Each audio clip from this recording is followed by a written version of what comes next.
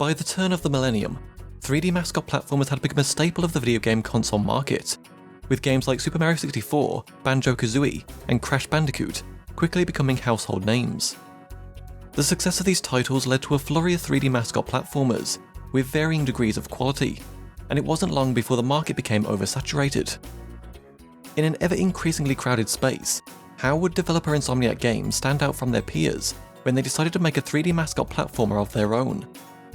By building upon the foundation set by those that came before them, and developing new technologies not seen on the PlayStation at that time, Insomniac would create an unforgettable platforming experience, unlike anything seen before, starring a little purple dragon with a can-do attitude, who later ended up becoming one of the PlayStation's most beloved and cherished icons. This is the history of Spyro the Dragon. Development of Spyro began in late 1996, after Insomniac Games finished work on their sci-fi first-person shooter, Disruptor. Disruptor was one of 3 games promised as part of a publishing deal with Universal Interactive Studios, and while it wasn't a huge financial success, it managed to impress Universal enough to keep Insomniac on board. After shipping Disruptor, Insomniac's founder and president, Ted Price, noticed that the team was feeling kind of down, and that they needed a change of pace. Despite its cheesiness at times, Disruptor was a fairly dark game, and there was a desire within the studio to create something more light-hearted. The team had grown to around 12 people during the height of Disruptor's development, but by the time work had finished on the title, they'd shrunk down to just 4 people: founder Ted Price, programmers Alex and Brian Hastings, and artist Craig Stitt. Price told everyone to go off to their respective corners of the office and come back with whatever game they thought they should make next. They'd then pick their best idea and pitch it to Mark Cerny and Michael John, their 2 Universal producers. Price came back with a game about aliens invading Earth, an idea that would later be realised with Resistance Fall of Man for the PlayStation 3. Al Hastings came back with an off-road racing game inspired by the Martian sand dunes in Disruptor, where you could run up hills and catch air at the top, which was great fun. However, it was Stitt's idea of a game where you played as a dragon that caught everyone's attention. He'd noticed that in almost every movie, book or game, you were either slaying dragons or riding dragons, but you could never be the dragon. The moment Stitt suggested this idea, the rest of the team looked at each other and unanimously agreed that was it. Around the same time, Al Hastings had been building a brand new engine for the PlayStation that focused on panoramic views and clever ways of managing level of detail, or LOD, systems, to create the illusion of large open environments. It gelled well with a character who could run fast and glide through these very open levels, and so they began prototyping what would become Spyro. But they all had different visions of what a dragon game would look like. Some imagined a giant dragon that set cities on fire, while others were thinking about different families of dragons with more of an RPG approach.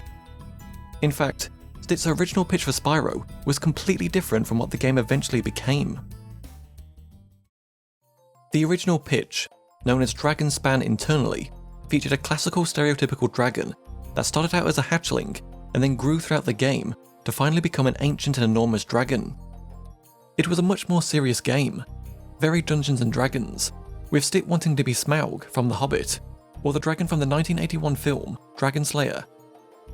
The game was realistic, without being photorealistic, and targeted a bit of an older audience, with the goal being to defend and expand your territory by smashing, incinerating, and eating everything in your path, using a combination of brute physical strength, breath-based weapons, and magical spells.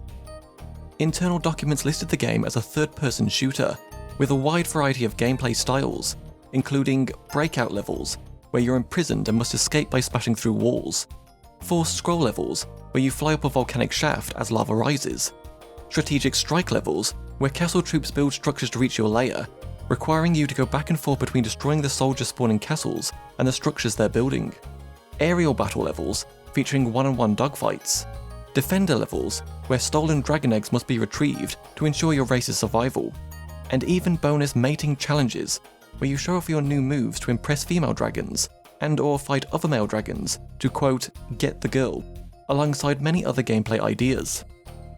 Dragonspan would have taken place across multiple eras in Earth's past, present, and future, with the game following a similar history to our own, but with a much more fanciful and deadly flair. Some of these eras included Middle-earth, with goblins, orcs, and other dragons, prehistoric times, with cavemen, dinosaurs, and carnivorous plants, The Ice Age, with saber-toothed tigers, shamans, and abominable snowmen. The Renaissance era, with Da Vinci-esque tanks and flying contraptions. World War I, with German, English, and French armies battling alongside biplanes, tanks, and battleships. The present day, with jet fighters, stealth bombers, and nukes. All the way to the future, with high-tech sci-fi weapons, spaceships, and genetically engineered monsters, with the game eventually concluding with an alien invasion in which the player takes on hordes of high-tech murderous mutant aliens on Jupiter or Saturn. As you progressed through these eras, you'd mature, and the scale of the playfield would change to accommodate your new size. There were a total of 5 dragon stages planned for your growth, starting off as a young dragon, and eventually maturing to a grand dragon, with each stage not only increasing your relative size, but also your speed, moves, and abilities. The game's story was more undecided, with numerous possible ideas floating around, such as the dragon being evil and wanting to destroy everything, that the dragon is good and is looking for ways to protect their adopted people, that the dragon wants to be left alone, but ends up being attacked by locals and is forced to defend their territory, that the dragon is actually an apprentice wizard who accidentally turned themselves into a dragon and must find a cure, or that the dragon wants to become immortal and join the Circle of Dragons, an ethereal council that oversees the evolution of both man and dragon, with the goals of both protecting humanity as they evolve, while also ensuring that all dragons reach the next plane of existence, immortality. A later, seemingly revised pitch, titled Lifespan, had players defending their lair throughout the millennia from the ever-advancing hordes of humanoids and their machines, with the gameplay being described as a combination of Warhawk, a combat flight simulator for outdoor environments, and Disruptor for indoor environments. The player would have started off as a young dragon and matured through the ages, acquiring new attacks and magical abilities like before, with the goal being to search and collect gold and/or women to hoard up in your lair and then defend it from any and all encroachers. They took this pitch to Mark Cerny, who liked the idea, but he had 2 suggestions. The first was that the dragon should stay the same age, as that way it'd be easier to make sequels. Stitt hadn't even considered the possibility of doing a sequel, as Dragonspan was originally intended to be a singular one-off title. Cerny's second suggestion was to keep the dragon cute and family-friendly, because he'd been looking ahead to the next couple of years of the PlayStation and realised that the demographics were trending downwards, so by the time they were ready to ship the game, the average PlayStation player would be several years younger. He'd also noticed that there was a gap in the market, because Nintendo was succeeding wildly making family-friendly titles, but there wasn't anything on the PlayStation that appealed to families, and that maybe Insomniac should consider doing something that would reach a broader audience. This aligned well with the team's desire to create something more light-hearted, and so they adopted both of Cerny's suggestions and pivoted the game into something less hardcore and more whimsical. With a clear idea in mind, the team started production under the working title Project Pete, named after Pete's dragon, and in January 1997, they contracted a talented cartoon artist called Charles Zimbalist to help design their marquee character. At that time, Insomniac Games was situated on Universal's backlot, inside a large white building where the top 2 floors were offices, and right next door to them was Naughty Dog, the creators behind the just-released Crash Bandicoot. Price was aware of Zimbalist's involvement in designing their titular character, and so he approached him about working on Spyro. But while Insomniac knew that they wanted to do a dragon-based game, they weren't entirely sure what the dragon was going to be. Spyro was originally envisioned as more of a mature dragon, a dragon that was not too young, like a little kid, but not a full adult either. Something more akin to a teenager, with an uncooperative attitude. Not mean or a bully, but someone who's not into following the rules. So Zimbalist spent his first day drawing concept sketches of big lumbering dragons, grumpy dragons, goofy dragons, etc., and then they'd have a meeting to discuss it. There was initially a lot of miscommunication as they tried to figure out Spyro's personality, with Zimbalist saying in an interview with Electronic Gaming Monthly, quote, "Neither Naughty Dog nor Insomniac had the in-house mechanism for developing marquee characters. When you're developing a marquee character who's going to be the face of your brand, there's a science to it." As he explained to Insomniac about the ways of establishing and developing design appeal in a character, a kind of consensus emerged that if they wanted to make a family-friendly game, Spyro couldn't be this rough, older-looking dragon. He should be cuter and more juvenile instead. Zimbalist hadn't done cute yet, and so he started doodling some sketches of cute dragons using a marker and pens, and there was this one little doodle that everybody looked at and agreed was it. Zimbalist then started elaborating upon it, until he had the first drawing where the final design was achieved and approved by Insomniac. What's interesting is that one of these drawings depicts Spyro standing up on 2 legs. According to Zimbillis, this was because he originally designed Spyro to be able to rise up on his hind legs, as well as stand on all 4s. Another reason was that, for CGI modelling, it was preferable to construct a character like this standing, and then bring them down to all 4s.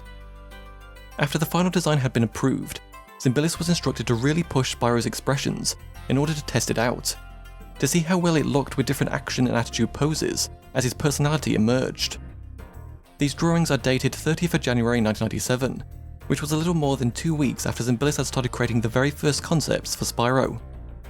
After which, he spent some time coming up with supplemental concept sketches to possibly serve as additional dragon characters in the game, as well as different variations of the game's antagonists, the Norks, and several of the fodder creatures that Spyro flames in order to replenish his health. According to artist Craig Stitt, the final Spyro design came together when they had a bunch of Zimbillis' drawings on a table, and he, Price, the 2 Hastings brothers, Cerny and Michael John, discussed which parts they liked and which they didn't. Stitt then took Zimbillis' drawings, photocopied them, cut out the pieces they liked, scaled them up or down, and taped it all together. The body was taken from Zimbillis' drawing, where the design of Spyro was first approved by Insomniac, but his head was cut off, and a different Spyro head was rotated and stuck on. Whiteout was also used to remove the ridges on Spyro's back. Stitt painted the ridges out because it gave Spyro a cleaner silhouette, and also reduced his overall polygon count. Since these ridges would have been seen edge-on most of the time when Spyro was walking or running, they wouldn't have been visible anyway, as they would have only been a single poly wide. No single sketch by Zimbillis was what Insomniac wanted, according to Stitt. The back and forth on Spyro's design also proved stressful for Price, as it was his first real creative challenge in terms of working with others to achieve consensus on a specific direction, where everybody could own it. It was this drawing that ultimately became Spyro's final design. Stitt then took this image, photocopied it, and then airbrushed the colour for what they thought Spyro would look like. In the game's earliest stages, Spyro was a green dragon, but while he looked great, as soon as they put him out on a grassy test field, he just ended up disappearing into the environment. There were also several other character-based platformers on the market that featured green reptiles, notably Yoshi, Gex, and later Croc. So Stitt put together a videotape of Spyro in many different colours and presented them all to the team. They had different shades of green, different shades of blue, some yellows, black, white, etc. But while Spyro looked great in many of these colours, they were each rejected for different reasons. For example, blue didn't look good against the sky. They had a brick red colour, which looked cool, and was a popular choice, but it didn't look good on NTSC televisions, as it bloomed out too much and they lost all detail. He also looked good in black, but again he ended up losing all detail and just turned into a black blob. When deciding Spyro's colour, Insomniac had to take into account that the game would be played on CRT televisions. A colour could look great on a monitor, but horrible on a TV. While all of the artwork was created using a monitor, they always made sure to check it against a TV so that they could see what it would actually look like to players. In the end, the colour that satisfied all of their needs was purple. As purple, Spyro didn't disappear into the grass on many levels. He was no longer the same colour as several of their competitors' characters, and the detail in his textures stood out. Spyro's artwork and animation was fixed at an early stage in the game's development, and the character stayed true to its design throughout, with most of the animations seen in the final game having been made in the first 2 months of Spyro's development.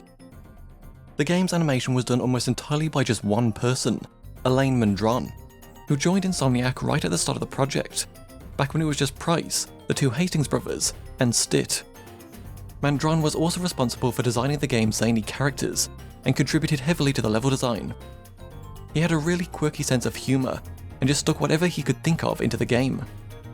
As a result, things got pretty weird, simply because he could, and also because Insomniac wasn't satisfied with contemporary enemy design. When it came time to create a brand new level, they'd talk about the story and the setting, and then Mandron would just fill it with crazy bizarre characters. It took him 2 days to create an animated character, but he had to adjust things afterwards for gameplay reasons. The game's cutscenes took longer, but not that much longer all things considered. Mandron also came up with many of the game's gags, such as the mooning Norks in the Peacekeeper's homeworld, since he created all of the characters and controlled their behaviours. Sometimes somebody would come up to him and make a passing comment about how funny it would be if a character did this or that, and he would take these suggestions and then put them into the game. He thought it'd be amusing for other team members that some of their idle chit-chat had ended up in the game. All of the other characters were ones he thought up in the morning when driving to work. He'd then sit at his desk and just make them. There was no huge amount of research done or anything like that. He just did it there and then. Animator Oliver Wade was brought on 2 to 3 months before the end of the project to animate the Crystal Dragons, as Mandron didn't have time to animate all of them. At that time, Insomniac had hired more people than they had computers for, so Wade made a deal with Price to sleep on the sofa during the day and work all night instead. He basically lived at the office for several weeks just to try to get them all finished, but he didn't mind because it was a work of passion. He thought the game was incredible and just wanted to help out as much as possible. The game's engine was written by Al Hastings and was built for long-distant views because there really hadn't been a game with long views on the PlayStation. People weren't yet taking advantage of the technology or the power that the console offered, with many games back then being very claustrophobic or just not displaying much. It was actually Cerny who first proposed the idea that you could do a panoramic 3D engine on the PlayStation where there wouldn't be any fog in the distance, if you could just solve the problem of transitioning from high detail to low detail, and so he challenged Al Hastings to create such an engine. In fact, he told him very specifically how to go about creating it, but Al blew him off and did something completely different, and it turned out much better than what Cerny had in mind. Around 80% of Spyro's code was handwritten assembly, and what didn't get written in assembly was written in C, which was slower but still considerably faster and harder to use than modern languages like C#. To render a level, the engine would break it down into multiple different renderers that worked on different levels of detail to reduce what would be tens of thousands of polygons into something more manageable. Essentially, this meant that there were 2 separate worlds being rendered in a level. A detailed version, built out of smaller, textured polygons, and a simple version, built out of large, fast-rendering, Gouraud-shaded polygons. The transition between these levels of detail was very carefully computer-controlled to ensure it was absolutely seamless, with no visible pop-in, picture blur, or fog. With every transition, Insomniac tried to do a fade or morph transition, something where the player wasn't going to see it. It was pretty challenging to do both artistically and technically. Since the low-poly versions of these models weren't textured but Gouraud-shaded, it enhanced the game's softer pastoral feel. They used a similar detail and transitioning technology for the characters and objects, so that large numbers of them could be shown without any visible pop-in. The game's skies, what Insomniac called cycloramas, used a spherical mesh which allowed the sky to wrap fully around the level in a dome shape. The original mesh would be built flat, like a painting, and then rolled into a cylinder with a cap put on top. Typically, skies in 3D games were created using a large bitmapped picture, which was then taken to represent the horizon. This technique limited the whole sky to a flat plane. Spyro skyboxes, meanwhile, could be made up of more than 4,000 polygons, though they typically averaged around 2,000 to 3,000 polygons. The very first skybox made for the game was done by Price, and is believed to be the one used in Stone Hill, before he asked Stitt if he could try doing one. Everyone really liked Stitt's sky, and so he ended up doing the skyboxes from then on.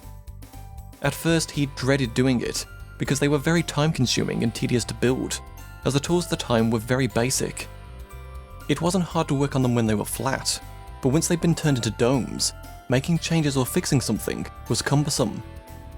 Fortunately, the tools got better over time, and certain things became automated, so making the skies went from being a chore to being one of the most fun things he got to do.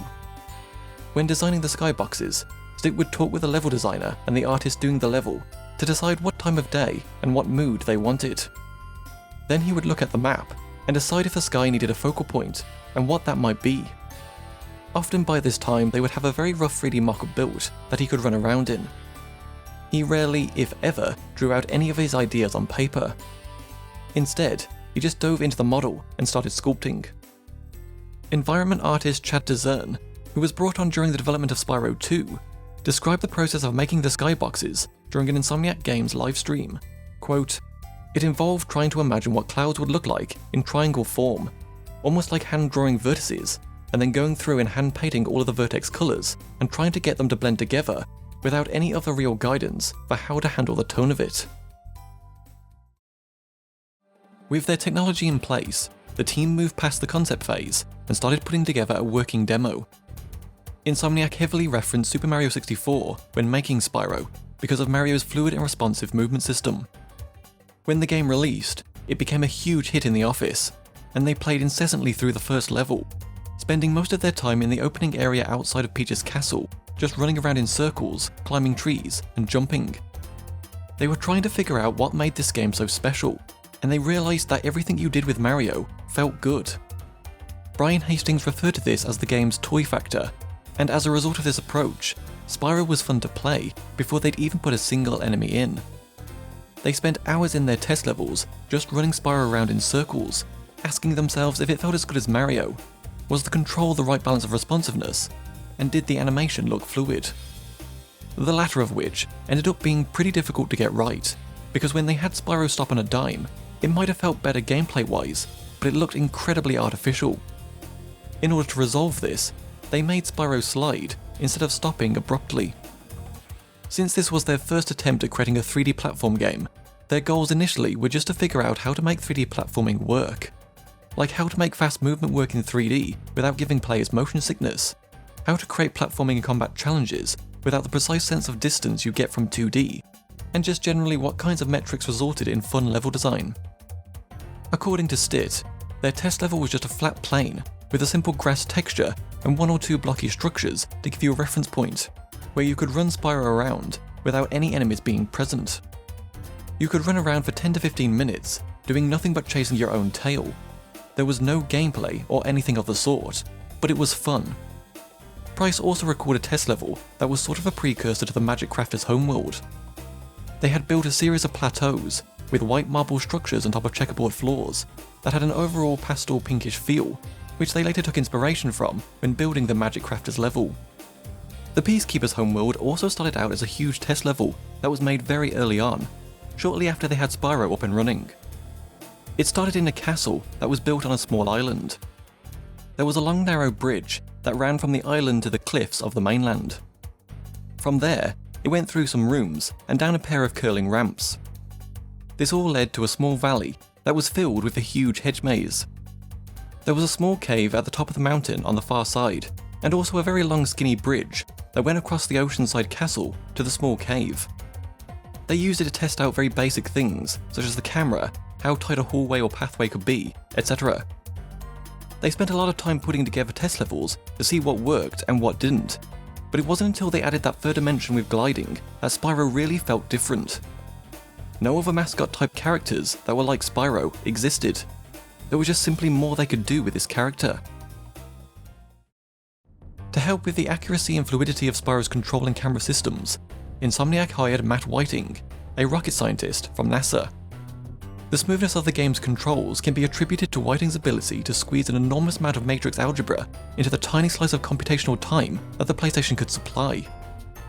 Whiting joined Insomniac partway through development, and initially thought the two Hastings brothers were mad when he heard of their ambitious technology ideas, as nobody was doing anything like it on the PlayStation, but after seeing Spyro in action, he was sold. His training at NASA was in flight control systems, which he naturally translated into video game controls. However, when Insomniac started work on Spyro, the DualShock analog controller hadn't yet released, and so a big challenge for the team was trying to figure out how to create intuitive controls in three-dimensional space with only a D-pad. Insomniac spent the first 6 or 7 months on the project just tuning Spyro's characteristics, like his charge ability, so that they would actually have a game that was fun before they even started building new environments. They tested multiple different moves for Spyro, like flaming, charging, spinning, jump attacking, etc., but the fire and charge moves were the most fun and the most obvious. According to Michael John, the reason why Spyro never made use of the right analog stick on the DualShock controller was due to an egregious error on his part. Insomniac received a prototype controller quite late. They were already past their beta and almost into the QA process, but they kind of knew what one analog stick was supposed to do because they'd played Super Mario 64. So straight away, one of Insomniac's programmers got to work setting up Spyro's movement on the left analog stick. While not incredible, it was still somewhat superior to the digital controls, and was good enough that most people would probably play the game that way. When their bug list came in, one of Sony's QA testers suggested they use the right analog stick, which the team had ignored entirely, to rotate and tilt the camera. While this is standard practice today, the way in which cameras were typically controlled back then was to use the left and right trigger buttons, L2 and R2, to control the camera yaw.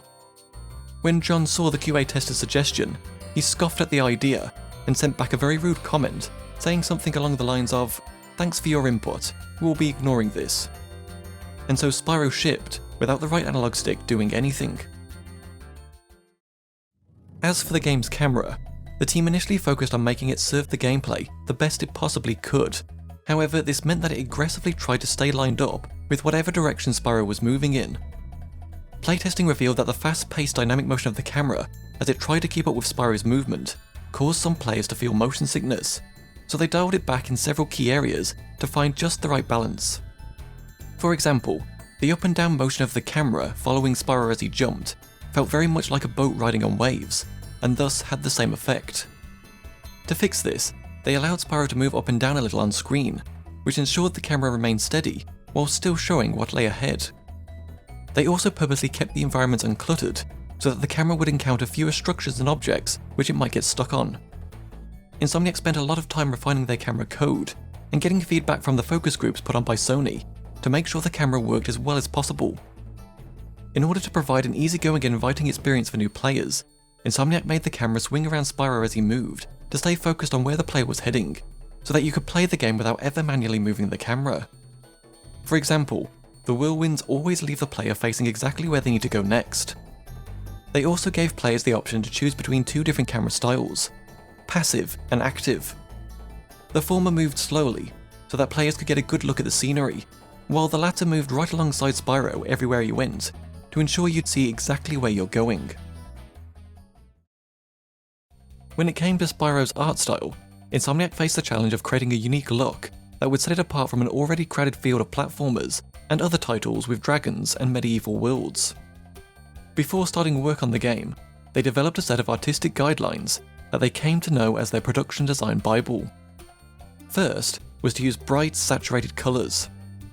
They felt that too many games, especially 3D games, achieved their look of realism using muted colour palettes, which favoured grey, brown and black. They'd found a couple of pastoral images in fantasy art books that really stood out because of their vivid, cheerful palette, and so they used those pictures as the foundation to develop Spyro's art style. Second was to leverage the look of Camelot and fairy tales. While there were many games set in medieval and fantasy worlds, most seemed to favour a darker, more serious Dungeons & Dragons look. To complement their use of saturated colours, they pursued a lighter medieval style, closer to Camelot than D&D. In Stitt's mind, Spyro was meant to be a pretty classical fantasy, but things ended up being pushed into more of a genre mashup aesthetic. Stitt drew a lot of his inspiration from 1970s artists, specifically Roger Dean and Rodney Matthews. So much so that Sony told Stitt to back off a little from the Roger Dean portfolios because his stuff started to have a little too much of a 1970s vibe. Insomniac also took inspiration from films like 1977's The Hobbit, 1981's Dragon Slayer, 1981's Excalibur, 1982's The Flight of Dragons, and 1982's Conan the Barbarian, as well as other sword and sorcery movies of the late 70s and 80s. Third was that their characters should complement the environments.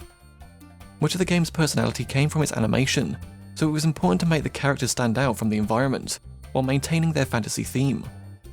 Most of the character's body was usually Guro shaded, which allowed its design and movement to stand out to the player. By keeping the colours of the characters bright, they further emphasised their appearance, whilst maintaining their global colour palette. Fourth was to use soft textures and simple decorative motifs. Early tests showed that the PlayStation sharpened textures so much that highly detailed artwork often deteriorated into distracting visual noise. By employing vertex colouring and avoiding hard outlines, high contrast, and too much detail in individual tiles, they were able to create a softer, more hand-painted feel that was aesthetically pleasing without being distracting to the gameplay. Together, these basic rules form the foundation of the game's appearance, and helped the team achieve visual consistency throughout the title.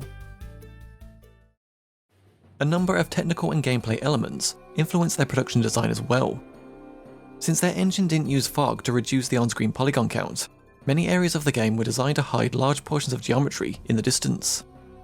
Wherever possible, the level had to be built in solid, continuous masses, such as mountain ranges, castle walls, cliffs, and buildings. Artistically, they were careful not to build monolithic fortresses, walls, or cliffs, which dwarfed Spyro. When they needed exceptionally large sections of geometry, they tried to reduce its scale by varying the surface with unique textures, buttresses, or decoration.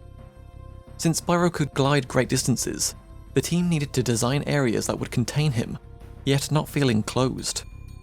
This meant that most of their levels had a horizontal orientation, and simultaneously required boundaries to hold his free-roaming nature. In addition to walls, they employed bodies of water, cliff tops, or infinite drops to define their outer edges. The more boundaries there were in a level, the better. This was all done on Silicon Graphics Indigo 2 workstations, which the team called pizza boxes due to their shape, using Alias Power Animator, which involved a whole lot of clicking on individual vertices. They then used a proprietary tool written by Brian Hastings, called Karma, to take these low poly levels and apply textures one by one. It was slow going. For this reason, Insomniac relied heavily on sketches and diagrams in their production design, because solving a visual problem on paper was considerably faster than using a computer. A series of preliminary studies could be created in a matter of hours, whereas actually implementing a finished design on the computer might take days or even weeks. The PS1 also didn't have a hardware Z buffer, so everything had to be stitched together. If things intersected, they'd shimmer. Certain polygons had to be flagged so that they would intentionally sort in front of others. When they wanted to light a scene, they just coloured the vertices by hand to make it feel like light. Stitt spent a lot of time setting up the vertex lighting on all of the levels he worked on, arguably too much time as far as the schedule was concerned. Anytime a new artist came on board, he tried his best to explain the importance of tucking the corners, as he called it, and to not rely on the automated system that was eventually implemented. This was needed in order to punch up edges and define key shapes. It was particularly important in areas like steps and narrow ledges, so that players could clearly see the exact shape of the geometry. It also made the levels look nicer. If there wasn't enough memory for a unique texture, Stitt would double down on the vertex lighting to define and delineate an important edge or transition. Spyro himself also benefited from vertex lighting, which was used to give him a better, more rounded 3D look. Things like his belly, under his chin, and the inside of his legs needing a little shadow, or key areas needing to be a little brighter, like his crest, the tip of his nose, or his eyeballs. With their production design guidelines in place, the next step was to actually make the levels. These started out as paper maps. A designer would come up with a story and the high concept theme, and then use a mechanical pencil to sketch the level out.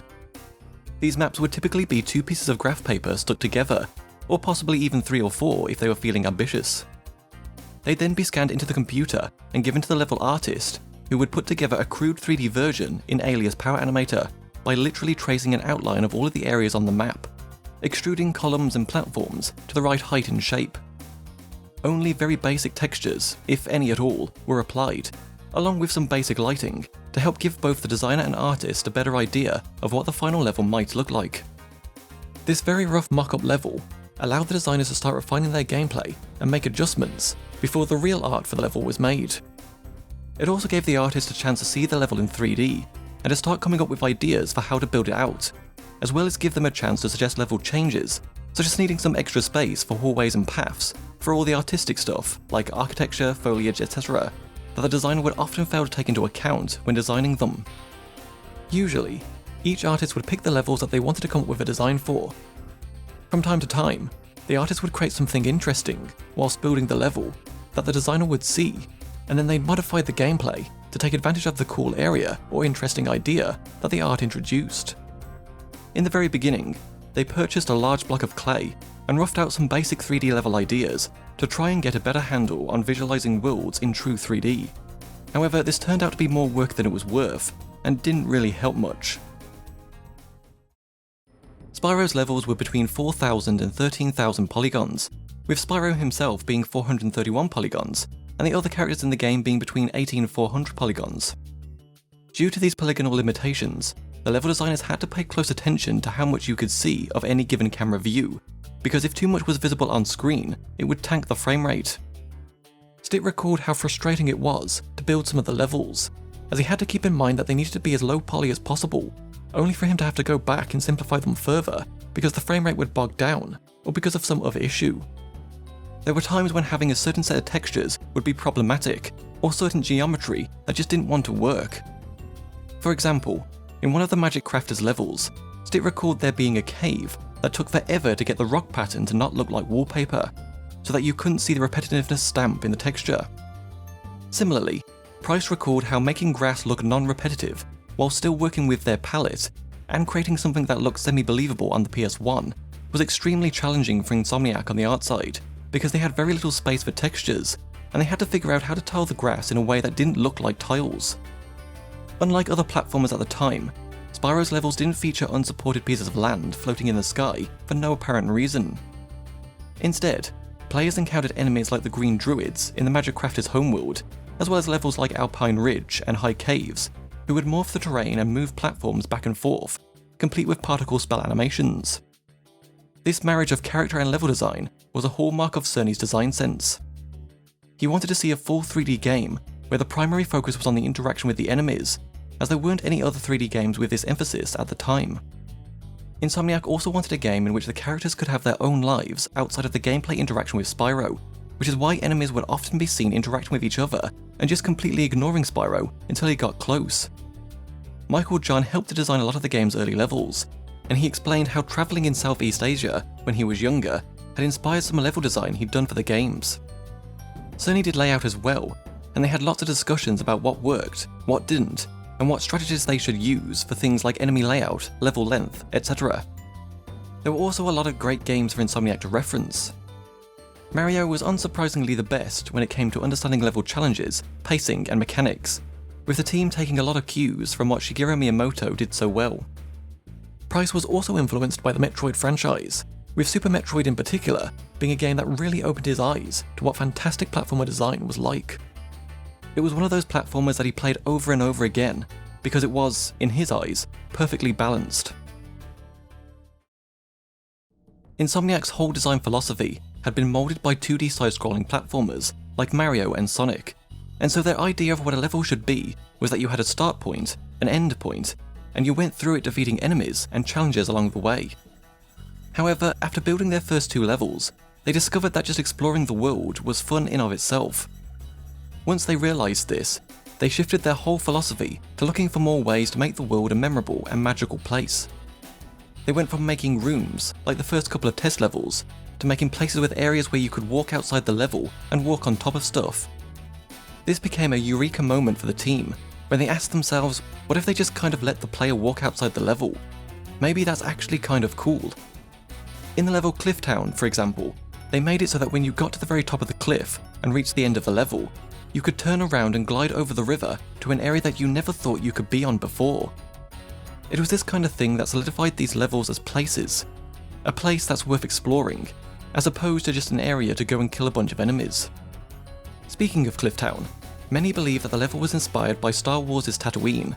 However, according to its designer, Michael John, he didn't really have Star Wars in mind when making it. Instead, the inspiration for that level was more the cliff dwellings of Mesa Verde. The level Treetops was a nightmare to build, according to Stitt, because it had to be very precise. Everything had to be lined up just right, like the supercharged ramps, for instance. He enjoyed making the sky for that level though, as it was one of the first times that he tried to do something more than just clouds, by adding trees in the distance. Treetops later became infamous for its frustrating difficulty.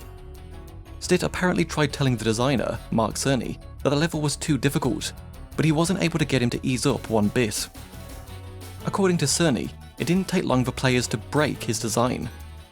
One of the Crystal Dragons required players to jump 4 times by supercharging, but players discovered 2 additional ways to reach it, one which only required 3 jumps, and another which only needed 2. Each level was typically built and textured by a single person, but because of Insomniac's small size, pretty much everybody contributed to the levels in some way. It was a very collaborative creative process, and they always had fun just throwing ideas together. The portals responsible for taking Spyro to these levels was one of the big pieces of tech that Al Hastings wrote. Insomniac was trying to figure out how to make the level transitions something other than the standard black background loading screen that you'd see in other games, and so Al came up with a way to display a level skybox inside the portal. The portals had the skies from the subsequent level loaded into memory, so that when you went through them, they could point the camera in such a way as to make it appear as though Spyro was flying against the sky, and as he was flying, the level would load beneath him. After it had finished loading, Spyro would then elegantly land in the level, so that it was a seamless transition. They did a similar thing with the balloonists. When you travel to a new homeworld, you'd fly up into the sky with the camera pointing to the sky, and then the new world would load in beneath you, and then you'd come down. The flight levels were another interesting challenge for Insomniac. They had spent a lot of time on the controls, and were trying to figure out whether or not they wanted it to be a true flying level, where you had complete 6 degrees of freedom, or constrain it in some way.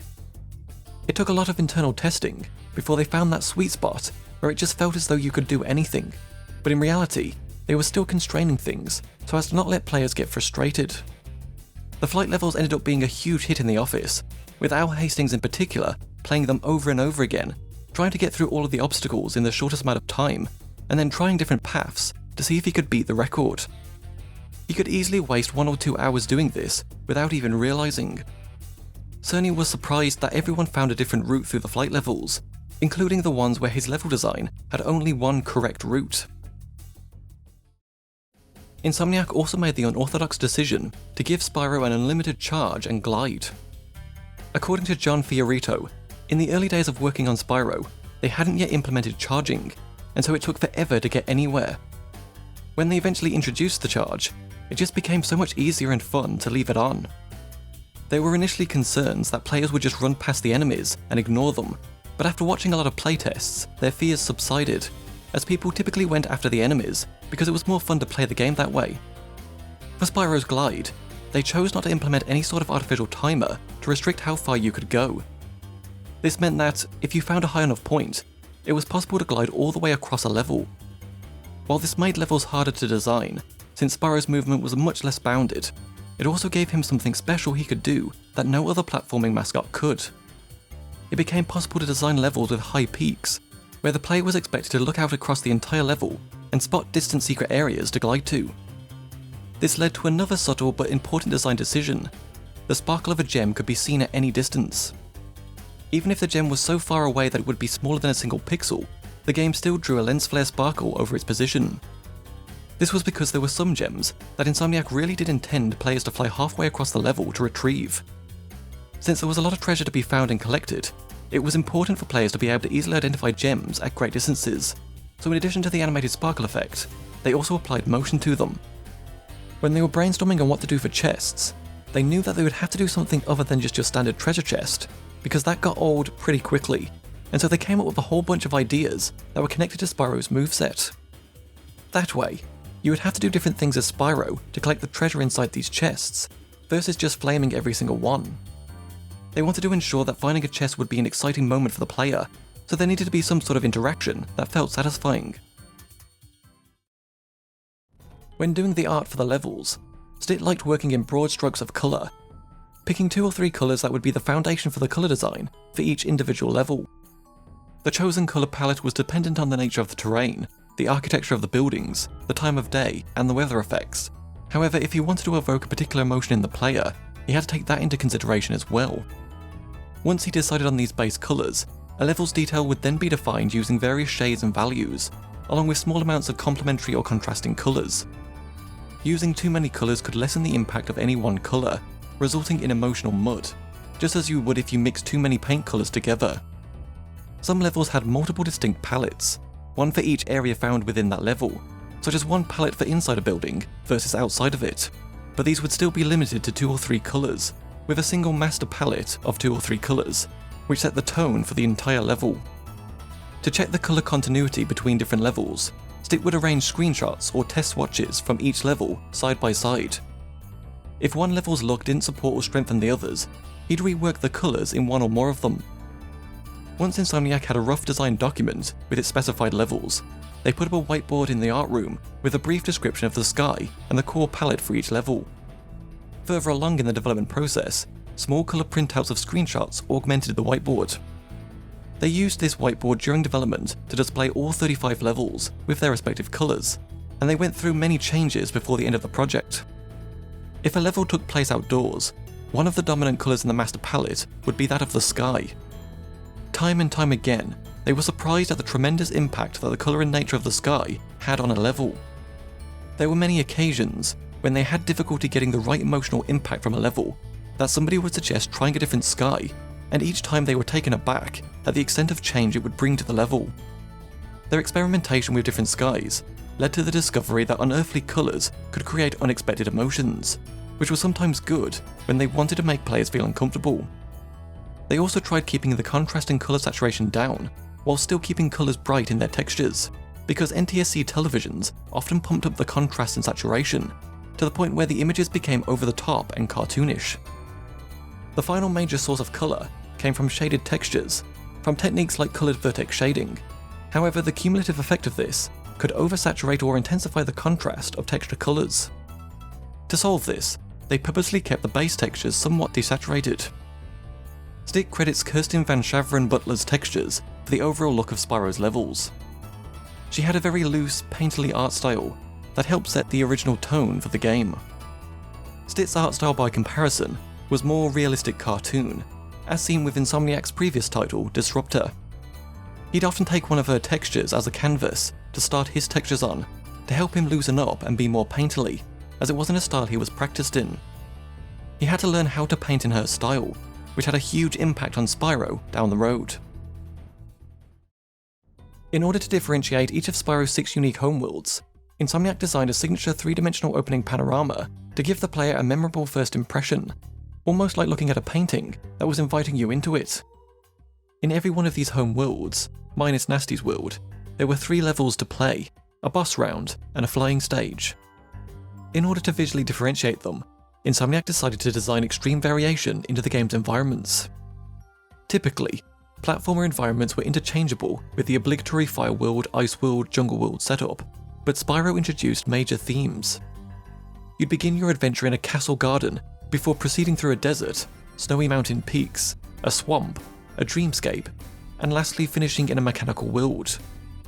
The main instigator behind this was Kerstin Van Shaveren Butler, who was given pretty much full creative reign by Pryce. They'd all sit around a table and brainstorm each level, which involved lots of coffee and good-natured shouting. They'd come up with a level's feeling and theme, and Butler would then do some pre-production sketches and come up with a stack of relevant textures for each level. She'd always bring her sketchbook to these meetings and draw ideas while the crew discussed the level in question. Gameplay also evolved out of some of these designs, and so the production design and gameplay meetings were all rolled into one. Some of Butler's design influences came from cinema, as she was a bit of a film nerd. The Beastmaker's homeworld, for instance, was inspired by Colonel Walter E. Kurtz's compound in the 1979 film Apocalypse Now. Some levels were borderline Indiana Jones, and there was also a bit of Star Wars thrown in there for good measure. A series of visual motifs were developed for Spyro's homeworlds that emphasized the connection between them. One such motif was a member of a family of balloonists that Spyro needed to hire in order to travel from world to world, so seeing one of these balloonists indicated the way out of the world. Likewise, within a homeworld, a series of portals gave access to each of the levels, and each portal was styled to fit its world. The architecture within each world maintained consistent design sensibilities, which included flared bases, crenellated turrets, and decorative buttresses. For added variety, they sometimes located rival civilizations in a level, which allowed them to display the contrasting styles of the indigenous and invading characters and their architecture. Much like the homeworlds themselves, Insomniac faced the production design challenge of giving each level an individual look, while maintaining consistency to the overall world. To tackle this, they varied the locations and geography of a level, such as in the Peacekeeper's homeworld, for example, where the settings included a desert fortress at midday, a Pueblo village at sunset, an ice cavern at night, and a volcanic crater. Different settings, climates, and times of day added variety to Spyro's levels, with the latter creating unique looks within a level, such as in the Artisan's homeworld, where the levels occurred at daybreak, mid-afternoon, sunset, and night under a full moon. Another challenge for Insomniac was that, within these large free-roaming 3D environments, it was very easy for a player to become disoriented and lost. Just finding a level's exit often proved difficult, as did searching for the last piece of treasure or completing a spatially oriented puzzle. Getting lost could even prove fatal in any of their timed flight levels. To prevent players from getting too frustrated, they needed to supplement their production design guidelines with a series of visual solutions that kept the navigation of a level as straightforward as possible. First, they used landmarks to give players a reference point in the level. Specific pieces of architecture, such as bridges, castles, fortresses, or other buildings that had a strong presence and appeared only once in a particular level, proved to be the most effective landmarks. To enhance the uniqueness of a landmark, they added specific natural features around it, such as waterfalls, rivers, rock formations, or trees. Second was to create gateways and checkpoints. To indicate that a player was making progress in a level, they tried to visually emphasize the transition between specific areas, such as entering a castle gate or crossing a bridge, or even something more subtle, like adding more snow on the ground to indicate higher elevations. These transitions often occurred after passing through a narrow corridor or completing a long glide, and served as memorable focal points in a level. Third was to balance interior and exterior spaces. Insomniac found that a variety of internal rooms and exterior spaces throughout a level provided players with strong visual references. It also gave the team the opportunity to create unique geometry. By placing a cavern between two valleys, for example, they not only defined different zones of gameplay, but were also able to change the look of the environment markedly and naturally. And by varying the types of spaces, using caves, halls, valleys, or courtyards, they were able to create numerous unique locations throughout a level. Fourth was to change the scenery lighting. Varying the lighting in different areas of a level created environments that were dramatically different. They lit interiors in a variety of ways, including natural light, fire, and torchlight, and any number of coloured glowing light sources. This helped players get their bearings, and also gave Insomniac added aesthetic opportunities throughout a level. Outdoor lighting varied as well. For instance, a mountain divided by two valleys could have one side sunlit, while the other lay in shade. Narrow spaces such as canyons allowed them to create strong shadows, while open places contained bright areas of sunlight. The team learned the importance of creating a world where every part of it was memorable in some way, where every secret nook is worth investigating. The advantage to this approach was that it empowered everyone at the company to find their own ways to add something special and meaningful to the parts of the game they were working on. Insomniac intended Spyro to be a game in which players had complete freedom of movement, and where there was a less rigid, non-linear structure to the gameplay. From the very beginning, the player is dropped into a homeworld where at least 4 levels are open to them right off the bat. These levels could be played in any order the player chooses, and after they'd collected some treasure and rescued some crystal dragons and dragon eggs, they'd be able to unlock additional home worlds to explore. Spyro was also designed to be accessible to all types of players, with Cerny being the one responsible for suggesting the idea that Spyro shouldn't have strict game over states. When you die, you pick up from pretty much where you left off, with the player being sent back to whichever homeworld a level belongs to, with all of their lives restored, if they get a game over. Cerny envisioned Spyro as a game for young kids, who weren't necessarily playing it for the challenge, but for the sheer enjoyment of it. The team still thought about different types of players though, and what they might want from a game like Spyro. Whether you were the meticulous player who picks up every last bit of treasure, or you were the type of player to just run right through a level, Spyro was a game intended for everyone. While the difficulty of levels naturally increased as you progressed, the team made it so you could still reach the end without having collected all of the treasure or rescued every crystal dragon.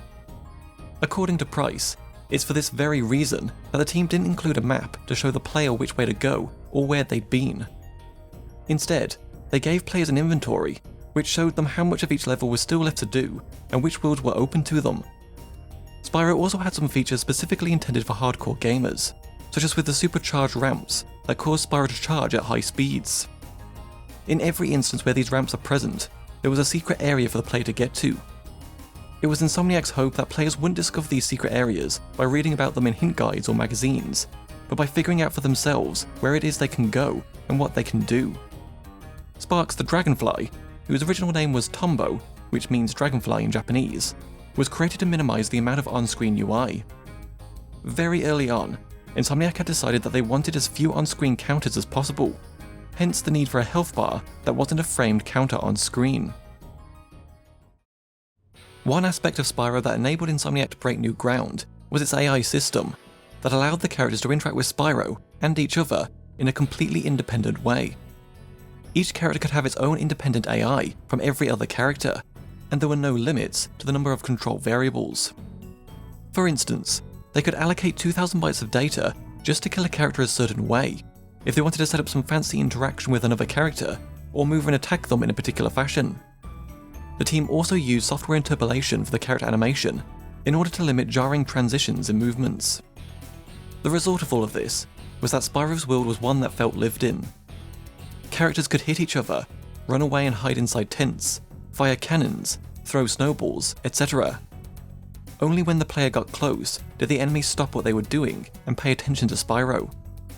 But while this was certainly an impressive feat, the team also needed to clearly communicate to players the difference between flammable and chargeable foes. This was one of Insomniac's biggest challenges early on, and they debated many times over how best to illustrate this. One idea they came up with was using armor. Eventually, anything that was armored became "you must charge this." According to Whiting, it was Cerny who identified the need for a second attack move for Spyro, with specific enemy vulnerabilities, to create the depth they needed for a combat-focused platformer. Another way Insomniac differentiated flammable and chargeable enemies was by adjusting their size, but this wasn't as obvious, because when you saw things from a distance, it was really difficult to tell if they were big or small, unless there were some good scale cues nearby. To solve this, they placed smaller enemies next to the larger ones, so that it was easier to distinguish the big guys from the little guys. According to Stitt, the name for the game's antagonists, the Norks, came about when a bunch of the team were sitting around trying to decide what the base enemies were going to be called. Some of them wanted to call them orcs, while others wanted to call them gnomes. Then somebody got tongue-tied and said Nork. They immediately knew that was what they were going to be called, and that it had to be spelt with a G. An early draft of Spyro's story featured a bunch of characters that never ended up in the final game, such as Malcutant, Gnasty's pet buzzard, a reoccurring nuisance throughout the game, who would give Spyro away when he's trying to sneak up on something, lock doors just in front of him, and steal power-ups, crystal dragons, and other stuff. E.T., Meanie, and Mighty, Gnasty's trio of bumbling Nork generals, aka the Three Stooges, mini-bosses that would also make cameo appearances throughout the game, to build character and suspense, with one possible idea being to portray them as the Three Little Pigs, with Spyro as the wolf. Gruff, a renegade Nork who's on Spyro's side, someone Spyro talks to throughout his adventure, receiving helpful hints and clues such as where to go and how to get there, whilst also giving Spyro keys or other passwords, and suggestions as to the best way forward. Shank, a sheep who is a friend, not a meal, due to him being too skinny, and someone Spyro also talks to along the way, receiving helpful hints and clues regarding health and power-up secrets, with one possible idea being that Spyro has to save him from a hungry Nork in one level. Amber, a cute, sexy young female centaur, aka the love interest, who meets Spyro and gives him words of encouragement, with the possibility of her being kidnapped on occasion so that Spyro can rescue her. While there's seemingly no direct relation, Amber would later be reimagined as the fawn Elora in the game's sequel. And lastly, Snorch, the king of dragons, aka Spyro's father, seen mostly in the game's ad campaign, as well as the opening and closing cutscenes. This early draft bears little resemblance to the game's actual story, which starts with two elder dragons being interviewed for a video documentary about their world. Gnasty Nork, whom they'd previously banished, somehow overhears their derogatory comments about him, and in response decides to turn all of the dragons into crystalline statues, with the exception of Spyro due to his small size. The game's manual also mentions a second spell that Gnasty unleashes, that turns the dragon's treasure into a Nork army. This is also backed up by promotional materials for the game, in which a Nork speaks out against Spyro for wanting to turn them all back into gems, as well as encouraging other Norks to rise up and unite against their dragon oppressors. This didn't end up materializing in the game, however, outside of a brief mention of the spell's existence, presumably due to the implication that Spyro is murdering a sentient species for the sole purpose of collecting treasure, which is a little bleak for a children's game. Of the 5 dragon families that appeared in the game, Artisans, Peacekeepers, Magicrafters, Beastmakers, and Dreamweavers, there were additionally 2 more planned that never made the cut. These were the Machinists and the Aquafires, as mentioned in the official Spyro the Dragon press kit. Machinist dragons were described as short, blocky and silvery. They like to wear machinery attachments to enhance their functionality, such as jeweler's glasses, hydraulic gloves, metal backpacks, etc. Aquafire dragons, meanwhile, were described as being more serpent-like than any of the other families, due to inhabiting watery regions. They were long, slender, ocean green, with lots of frills, like feathery gills, flowery crests, etc. The Machinists would have inhabited what later became Gnasty's world, which was originally intended to be a fully scoped homeworld, while the Aquafires were an early concept that never got past some concept drawings and a handful of design and gameplay ideas. After demoing the game at E3 1998, Insomniac assessed their production speed and decided to cut both of them before they were made, as it was clear to the team that they weren't going to have enough time to create them. This is also the reason why Gnasty's world was so bare bones. They simply ran out of time, so they ended up cutting a lot of content they had planned. According to Stitt, there was originally supposed to be a big cutscene after Gnasty was defeated, but it didn't get done because of said time constraints. This made Gnasty's defeat feel rather anticlimactic. Perhaps the most significant cut feature was Spyro's ability to swim. They were pretty far along in the game's development when Al Hastings informed the team that he wasn't going to have time to implement Spyro's swimming animations, which were already finished but hadn't yet been programmed in. The game would have featured a number of small swimming challenges and hidden areas only accessible via swimming. One hidden area Stitt recalled was a sea cave off to the side of the dock in the Artisan's homeworld. You would jump off the dock and swim around the cliff, where you'd find a cave with some hidden treasure. Once the team learned that there wasn't going to be any swimming, these hidden areas were quickly pulled from the game, and some play dynamics were changed since they now had to make water a hazard. The official Spyro the Dragon press kit details several features about the game that never materialized, such as there originally being 120 crystal dragons to rescue, as opposed to the 80 that appeared in the final game. This makes sense, given that there were originally supposed to be 2 additional homeworlds, the Machinists and the Aquafires, that didn't make the cut. The press kit also mentions that one of Spyro's objectives was to find special objects, such as dragon eggs and fairies. However, the latter never became a collectible. Power-ups were also originally intended to take the form of secondary characters, or friends, who'd endow Spyro with special abilities. The first time Spyro encountered a friend, a cutscene would play, where said friend would explain their gift. These power-ups included Super Flame, given by a flame salamander, Invincibility, given by an armadillo, Super Jump, given by a frog, Time Slow, given by an elf, and Fireball, given by a small wizard. Players would have also earned treasure points when collecting gems, each of which were assigned different point values depending on whether they were inside chests carried by enemies or freestanding in a level. A total of 10,000 treasure points would be present in the game, and players would need to find all of the treasure to achieve 100% completion. Doing so would reward the player with either an extra level, which became Gnasty's loot, or the chance to go back and play through the game's levels again as a different character. Secondary objectives included finding enough gem points to pay a bridge toll, used 3 times, freeing enough crystal dragons to convince the gatekeeper that Spyro means business, used twice, bringing enough rescued fairies to the Wishmaster to allow him into the next stage, used once, and finally giving dragon eggs to a stage guardian to prevent him from kicking Spyro out, also used once. According to Oliver Wade, the absence of female dragons in Spyro was down to 2 reasons. The first being that the dragons didn't wear clothes, as doing so would have eaten up precious polygons, and without them, it would have been difficult to differentiate the male and female dragons with the small amount of polygons they had access to. The second reason was due to the limited voice cast that they could initially hire.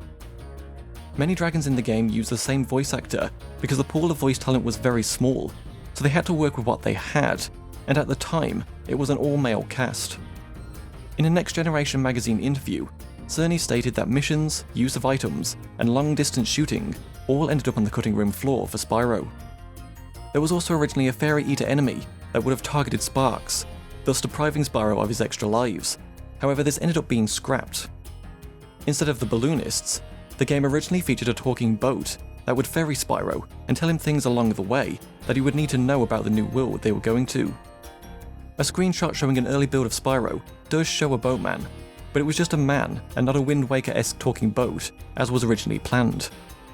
Finally, According to an early design document, indicators were originally supposed to appear on portals detailing a level's completion, similar to Spyro 2, but for whatever reason, possibly time constraints, it never made the cut. They reached a point where they needed to start thinking about who was going to do the game's music. They knew they wanted to have a kind of light-hearted, jaunty sound, so Michael John and one of Insomniac's engineers got a bunch of demo CDs from some contract musicians and put them against their existing levels to see what worked best. One of these tracks was from Stuart Copeland's The Rhythmatist album that John had slipped in because he was a big fan of Copeland's work, and he had a feeling his music would sound really cool with Spyro. They then did a blind test with the whole team to see which one they liked, and everybody agreed that Copeland's music sounded the best. John laughed, telling them that there was no way they would be able to get him, but their Universal production coordinator, Jackie Wyrock, saw differently. Since she had experience working in the music industry, she knew that nothing was unapproachable, that everybody's just a person, and that they want to work and do what they're good at. So she tracked down Copeland's talent agent, called him, and set up a meeting. A week or so later, John found himself driving to the house of Stuart Copeland, whilst trying not to freak out. They brought with them a blue debugging PlayStation, with a build of Spyro with his music on it. They then placed the console down in his living room, hooked it up to the TV, and handed Copeland the controller, and he really liked the game. Since Copeland had several young kids, they purposely left the PlayStation with him to let him look over the game for a few days and get back to them, knowing full well that his kids would want to play it. Sure enough, Copeland got back to them and agreed to sign a deal to make the music for the game. The soundtrack was engineered by Jeff Zeitz, Copeland's studio manager, co-producer and mixer. Copeland would write the levels, and Zeitz would put the finishing touch on them, but he didn't do too many levels past the first dozen or so. Once the template was set up, Copeland did the rest of the series on his own. Ryan Beveridge, Copeland's apprentice, was credited in the special thanks of the first two Spyro games, before later taking on co-composing duties in Spyro Year of the Dragon. Spyro required a large amount of music to be written in a very short amount of time, but it was under this intense schedule that the quality of Copeland's work improved drastically, as stated in a Screen Rant interview. Quote, "I had to produce such quantity that I could not stop for a minute. I couldn't evaluate, couldn't judge, just had to churn and burn. And looking back, it turns out that the music produced under those harsh conditions actually are some of the best tunes I ever wrote." While this sounds counterintuitive, the more he got going, the more momentum he built, and instead of his music becoming shallower, the quantity produced quality. Copeland arrived at his Spyro music very quickly, writing 3 to 4 tunes a day, and then spending the next day tidying them up. He described it as like doing a quadruple album of backing tracks. Unlike in film, he didn't have any dialogue to dodge, or sound effects getting in the way, so it was a very liberating experience for him. The challenge instead was the sheer quantity of tracks needed. Copeland would sit down in his studio, holding a controller and playing the game, whilst telling everyone, "Don't interrupt me when I'm working." And although he wasn't very good at playing Spyro, he enjoyed it immensely. He recalled how, when scoring for a film, the picture provided the music.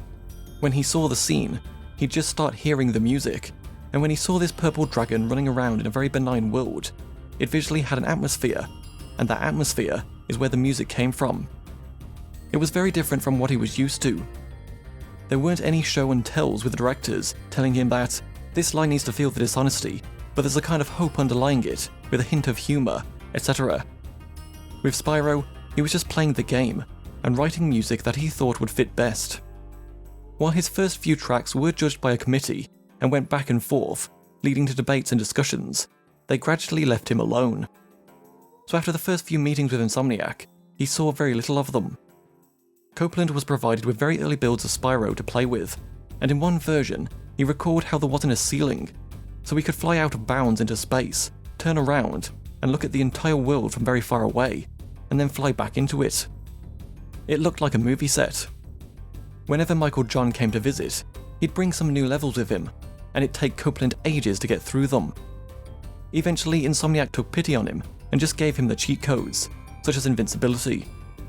Sometimes John would come in to see the game paused, and Copeland exclaiming he's stuck and needed help to get past a certain spot. He'd ask how do you make a certain jump, and John would just pick up the controller and do it without thinking, He'd just race through the game and take Spyro to the end of the level, and Copeland would be left speechless. The tracks for Spyro were composed entirely electronically. There wasn't a single live instrument, not even the drums. Copeland didn't hit or strum or blow a single note. Instead, it was driven by a Fairlight CMI, short for Computer Musical Instrument, which was an 8-bit 8-track machine. He had a guitar, where he just played power chords, a basic drum set featuring a kick, snare and hi-hat, a Hammond organ, and a bass pump. These were the basic rock elements, which he then augmented with samples from the Distorted Reality sample library. The elements of Spyro's music were very simple, pretty much just guitar, bass and drums, and then one or two effects. Working with a skinnier palette helped him be more creative. Each track was about 3 minutes long, and he'd listen to them on repeat while he played through the levels. If he wasn't sick of it after listening to it again and again, then it passed. However, while Copeland had made each track by looking at a specific level, Insomniac actually ended up shuffling them around. Most of the time, if he did a track for a specific level, they would use it for said level, but on occasion, they'd change things depending on what they thought suited the level best. It seemed kind of random to him. Something else that was completely random was the names Copeland gave the tracks. He named several of them after different fruits and vegetables, such as potato, avocado, cherry, and grape, as well as every pet he'd ever owned, every house he'd ever lived in, every girlfriend, every car, etc. According to Copeland, the game was originally supposed to feature a dynamic soundtrack that would react to whatever was happening on screen. Like if Spyro goes into a dark cave, the music gets darker as well, and then when he comes out into a sunny field, the music gets lighter.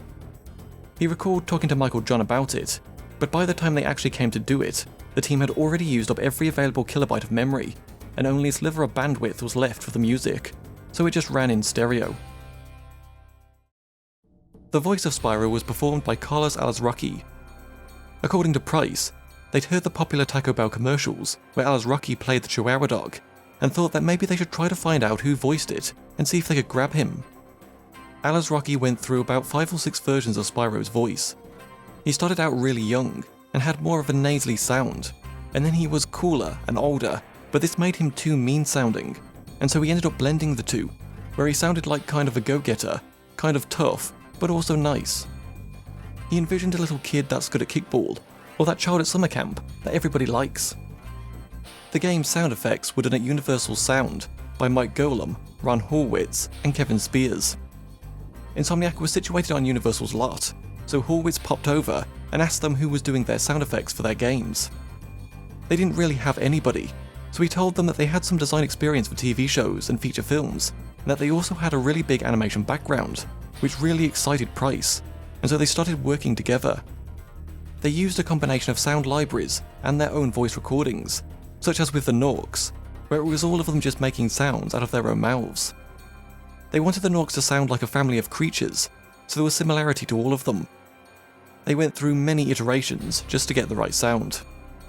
Insomniac would sometimes change the animation or change the speed of something, prompting them to go back and update the sound accordingly. It was constantly evolving until the game released.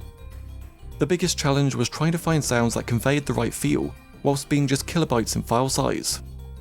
Sound effects were usually not at the top of the priority list, and since the music was being composed by Stuart Copeland, that understandably took priority over the sound effects. They tried doing the least amount of compression as they could, but squeezing the files in was difficult, because there just wasn't much memory left over. Fighting for room to put their sounds in was key, and it was a constant battle to get their sounds in. Spyro was developed under the working title Project Pete, a riff on the 1977 Disney film Pete's Dragon, where the dragon was actually named Elliot and the little boy was named Pete. Insomniac thought that this would be a great codename for Spyro, because they assumed that they'd be sued by Disney if they used it. It was an intentional way of ensuring they didn't ship with their codename. However, after a year and a half of development, the team had gotten used to the name Pete, and had become very attached to it. So when it finally reached a point where they needed to come up with a new name, many on the team didn't want to change it. It reached a point where they were coming down to the wire, and there was a bit of a scramble trying to come up with a new one. According to Stitt, they didn't have Spyro's name until 2 weeks before their press release went out. With this deadline fast approaching, Cerny came up to Brian Hastings one night in the programming bay and asked him what he thought about names. Brian responded that he liked the name Spitfire. Cerny then responded by telling him about these studies about names that work, and that it needed to be 5 letters, like Mario, Sonic, Crash, etc. So if you had a mascot character, you've got to have about 5 letters. Names that ended with the letter O were popular, like Mario, Audio, Video, etc. And in Japan, words that started with SP were really popular. There's even a Japanese magazine that's literally called Spa. And so Brian started putting together these pieces, until he finally came up with the name Spyro. But Cerny shot it down because it sounded like Spirograph. The name Pyro the Dragon was briefly considered, but sounded too mature and was a little on the nose. Sometime later, Amy Blair, the director of marketing at Sony, suggested the name Spyro as well, but it was apparently a lot more convincing coming from her, and so just in the nick of time, they finalised the name for their little purple dragon. Spyro the Dragon was released on the 9th of September 1998 in North America to very positive reviews. It was praised by critics for its slick graphics, clean animation, and great controls, with IGN writing, quote, "I haven't had so much fun with a 3D platformer on the PlayStation since Crash Bandicoot." The game was also criticised by outlets like GameSpot for its formulaic level design and easy game difficulty. Price was a little concerned that the game wouldn't resonate with people, and at first, it didn't. When Spyro released in North America, it didn't initially sell very well. In Europe, the game took off pretty much immediately, but in the US, sales were much slower. It wasn't until after Christmas, just based on word of mouth, that they kept having solid weeks that were bigger than their launch week, and it didn't taper off. It just kept going and going, with the game eventually managing to sell 4.8 million copies worldwide, and by December 1999, the game had sold more than 1 million copies in North America alone. In the UK, just 1 month after its European release, Spyro had become the 3rd best-selling game in the country, behind Tomb Raider 3 and FIFA 99. Much like with Crash Bandicoot, Spyro was published and distributed by Sony. Universal Interactive Studios sub-licensed the rights to them, and, according to Price, had it not been for this occurrence, they likely wouldn't still be around today, because Sony marketed the game incessantly and helped make Spyro a household name, whilst also providing Insomniac with a lot of technical support. This was a far cry from when Universal published Disruptor, where they supposedly spent only a few $1,000s marketing the title, whereas Sony would end up spending many millions of dollars marketing Spyro. One of Stit's favourite things to do back then was to answer the fan mail they'd received, with much of it coming from families, not just kids. Parents, especially mothers, would write to them talking about how they played the game as a family, and would then ask for help with a certain area that their child was having trouble with. The best part for Stit was at the end of the letter, the mother would ask for help for an area they were stuck on, with one mother complaining that Insomniac had made the game too addictive, and that there wasn't anyone to tell her at 1 AM to put the controller down and go to bed. Another positive thing about this fan mail was that it came from all over the world. A couple he recalled included a pair of brothers in Libya, a bedridden grandmother in Alaska, as well as a number of kids who ended up entering the games industry.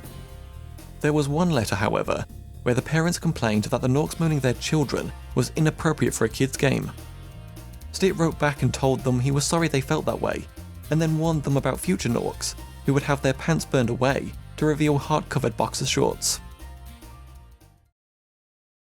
Despite Spyro's success, a great deal of crunch was involved whilst making it, with Price stating in a G4 Icons documentary that there were points in the production cycle where things looked fairly bleak.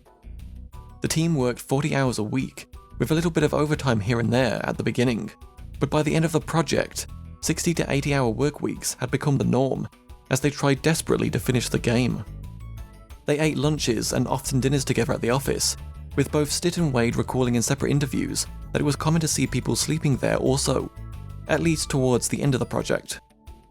According to Michael John, some months into production, they learned that Sony wanted to release Spyro to coincide with the anniversary of the PlayStation's launch. The release date couldn't move, and so for more than 2 months, he worked 7 days a week. He would come into the office at odd hours, in the early morning or on weekends, so that he could be running builds on idle Silicon Graphics machines. The rest of the team worked with the same fervour. They pushed themselves, because they wanted it to be perfect. with John saying in an Escapist magazine interview, quote, "I used to joke that every level I designed took a month off of my life expectancy. It was hard as hell, and it was the best time of my life."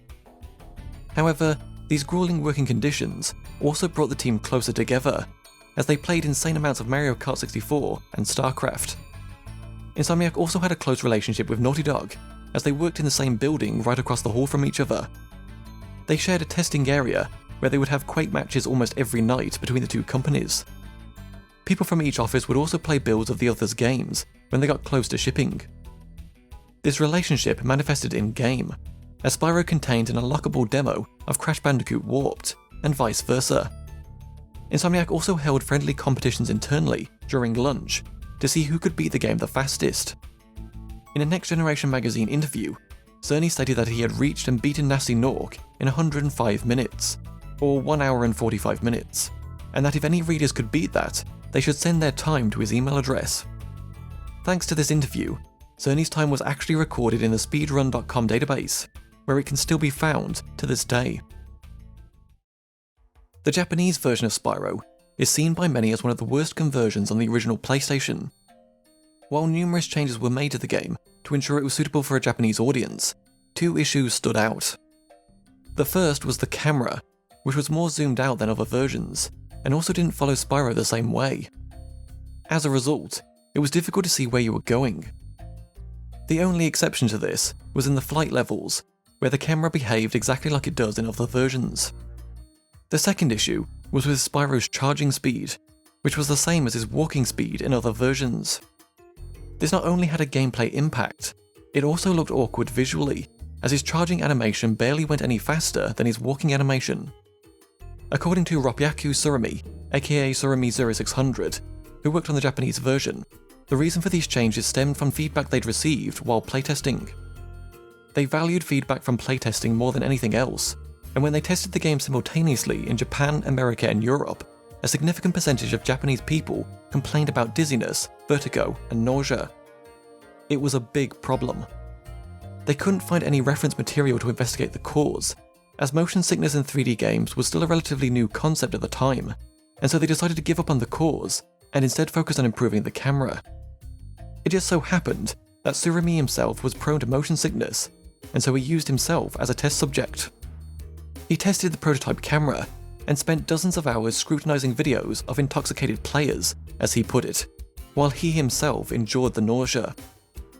In the end, they successfully completed the camera that over 90% of Japanese people did not get sick to, and released the game, but they were so caught up in one problem that they didn't realize the true issue lurking behind it.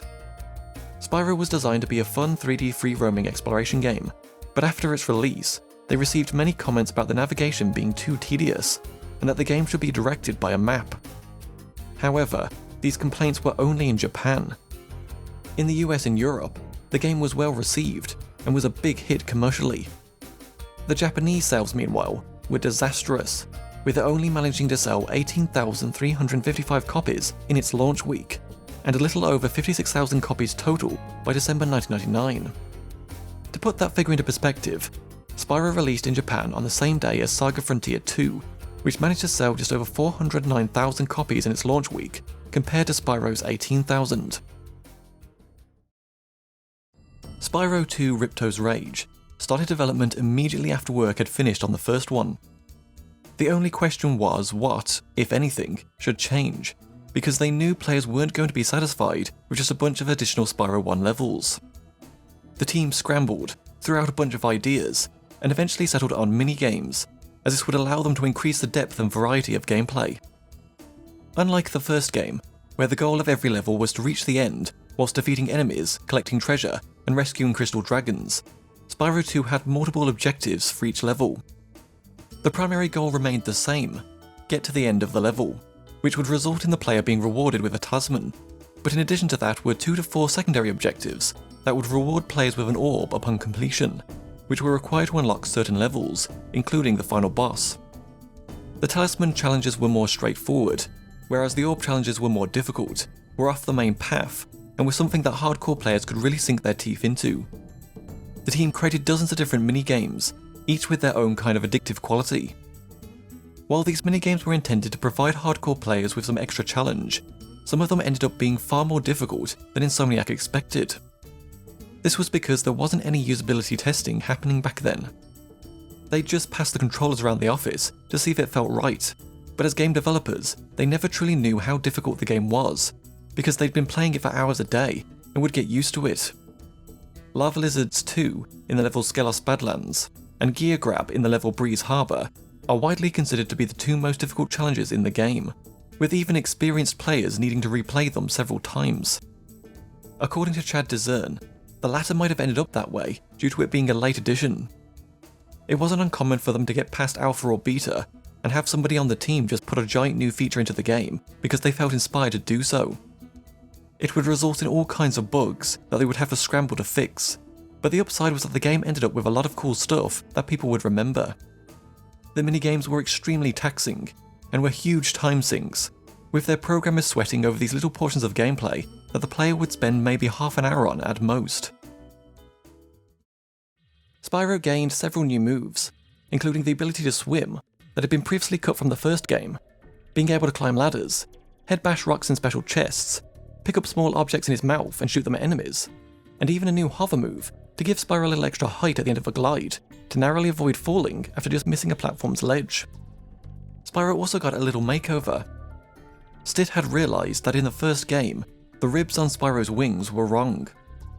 He was responsible for texturing Spyro, and to this day, this little mistake still annoys him. The bones in a bat, or dragon wing, should all come from the same joint, but originally Spyro's wings had them coming straight down off the length of the wing, evenly spaced, from both the wrist and the elbow. Stitt didn't catch this mistake until after the first game had shipped. The sequel provided him with the perfect opportunity to fix them. According to Stitt, it's the same exact texture, it's just applied slightly differently to the polygon. Elaine Mandron left Insomniac after work on Spyro 1 had finished, leaving Oliver Wade as a sole animator for quite some time, until the team eventually realised that just wasn't going to work, and so they hired 2 additional animators in rapid succession to help finish the game. According to Mandron, he would have been happy to have continued working at Insomniac, but he didn't like the direction the design was going in, describing it as making it more manga, which he didn't want because he had his own ideas of design and didn't want to copy the style of others. Mandron's departure meant that, unlike the first game, Wade would be the one responsible for doing the character design. Almost all of these designs were done during the level design meetings, where the level designer would come in and tell them how the level worked, what enemies they needed, what characteristics they should have, such as needing to be flameproof, and what the animation needs for it were. These meetings would last about half an hour. Wade would sit in these meetings and sketch out all of the character designs, while everyone else came up with the gameplay. By the time the meeting was over, he'd have about 7 or 8 characters designed, and those would be the characters that ended up in the level. Most of them took about 5 minutes of his time, and there were rarely any changes or revisions. If an adjustment needed to be made, he'd just do it himself, since he was the one actually building and texturing them. Some of the main characters did get a revision or two, but most of them were done the first time as well. The character design and animation process went as follows. 1. Work with the level designers to find out what they needed. 2. Design the characters, usually during the level design meeting. 3. Build the characters in soft image 3D. 4. Add the skeleton and bind it to the character. 5. Texture the character with colours provided in soft image. They didn't have the ability to make textures in another program like Photoshop and then apply them, which is why all of the characters are flat coloured. All of the texture work was painted onto the polygons, and they'd often reuse the same textures, like taking an eyeball's texture of one character and putting it onto the body of another. 6. Create an animation list for what the characters are supposed to do, such as walk, run, attack, get hit, etc. This was usually between 10 and 20 per character. 7. Animate the character. This was all straightforward joint rotation, as they didn't use inverse kinematics back then. 8. Pass the character off to the level programmer for integration. This entire process took about 3 days per character, and is the reason why they were able to have 3 to 5 unique enemies per level. Since the models were so low poly, they didn't have the ability to rotate a character's wrists, so there were a lot of poses they just couldn't do. As such, there wasn't a lot of subtlety or complexity to the animation, as there was only so much they could do with the character's limited polygons and joints. Wade was also responsible for writing the little intro and outro cutscenes for each level. He didn't do any storyboards beforehand. Usually one person would do storyboarding, and another would do the scene setup, but since Wade did both, he just skipped the storyboard step entirely. According to Wade, there wasn't really any consideration for the backstories of these characters when designing them, because they were moving so quickly to make the game. They simply didn't have the luxury of that kind of development time to really put it all together, but this was to the game's betterment, as it was more about making everything fun, gameplay-wise. Wade's favourite character was Elora, one of Spyro 2's recurring NPCs. He liked the way she turned out in digital form, and the way that she interacted with Spyro. Having the two together actually heightened his enjoyment of the design itself, because they seemed to play so well together. Elora's face was based on actress Victoria Callagher, while the name Elora came from Insomniac level designer Caroline Trujillo. Wade took the letters from Caroline, jumbled them up and removed some, until he discovered Elora. The two were close friends at Insomniac, and so he thought it'd be a nice tribute to her. When designing Elora, he knew that she was going to be a major character in the game. She had been mentioned in the script, but didn't have a name or a specific race. She was just there to help move the story along, and explain to Spyro why he was in this new world. Wade originally made her a centaur instead of a fawn. However, he realised when building her that they didn't have enough polygons for her 4 legs, and he'd also have to animate them. So he simplified the design by chopping 2 of her legs off and giving her a small fox-like tail for better balance. The character Moneybags was originally conceived as a rhino and was meant to be a heartless banker. According to Michael John, there was a point in the game's development when Moneybags was at risk of being cut. After doing playtests of the game, there was a questionnaire that asked players, among other things, to rank the characters from most to least favourite, and Moneybags was consistently at the bottom. These playtests took place over several days, and it was starting to look like Moneybags had to go. John then started asking the testers directly why they scored him so low, and they responded by saying, "He takes all my money, he's a jerk." Insomniac initially thought people didn't like his design, animations or colours, but it turned out they just didn't like him because of his job. This playtest later inspired the team to create a Get Your Money Back minigame in Spyro Year of the Dragon. Hunter the Cheetah appears to have been called The Hunter at some point in development. A residual of this can be found in the level Metro Speedway, wherein the mayor character repeatedly refers to him as The Hunter. This suggests that the dialogue was recorded early on, and Insomniac didn't have time to re-record it. In a demo version of Spyro 2, included in the 52nd issue of the official UK PlayStation magazine, the guidebook explains the various activities you'll be able to do in the game, where Hunter is once again referred to as The Hunter. For the longest time, they had scrapped dialogue in the game for Hunter that was played by founder Ted Price, who did a goofy southern accent. Just hearing Price do that voice cracked the team up, and so they'd often repeat Hunter's lines around the office in Price's voice, just for fun. The main villain of Spyro 2, Ripto, was purposely made small based on the fact that Nasty Nork was large. Insomniac didn't want another stereotypical big hulking boss that you see all the time, and so they decided to do something different with Ripto, so that you didn't in any way confuse Spyro 2 with the first game. According to Wade, Ripto's design was one that was done on the first try. He just drew one little design, threw a horn on his head, and that was it.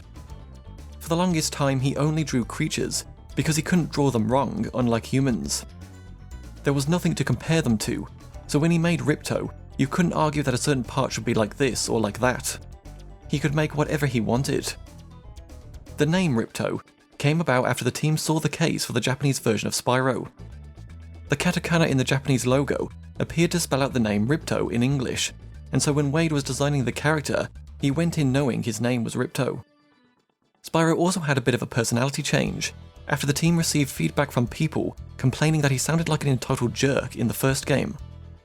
While this wasn't really their original intent, it rubbed a lot of people the wrong way, and so they wrote Spyro to be a softer, more likeable character. The voice acting reflected this, with Tom Kenny being brought on as the new voice for the character. Kenny recalled that the hardest part was trying to give Spyro that brash confidence where he's ready to rumble and he's adventurous, whilst keeping him likeable. He looked at it like Popeye the Sailor. He was really kind and he was good to his friends, but when he needed to take action, he'd grab his spinach and he'd be good to go. When it came to Spyro 2's levels, Chad Discern explained how it was a big deal for them to have a giant animated piece in the level Colossus.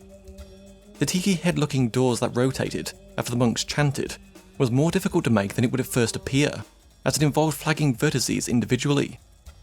While quaint by today's standards, having a big door that rotated like this was seen as an impressive feat back then. For the level Magma Cone, Michael John did a presentation where he had drawn the level onto graph paper and constructed a 3D volcano cone out of said paper. When the team saw it, they immediately knew it was going to be a really fun level to build and play. Skelos Badlands was one of Stitt's levels, and was also one of his favourites. He loves dragons and bones, which is essentially what that level was, so in his eyes, it was the perfect level. It was also the first level made for the game.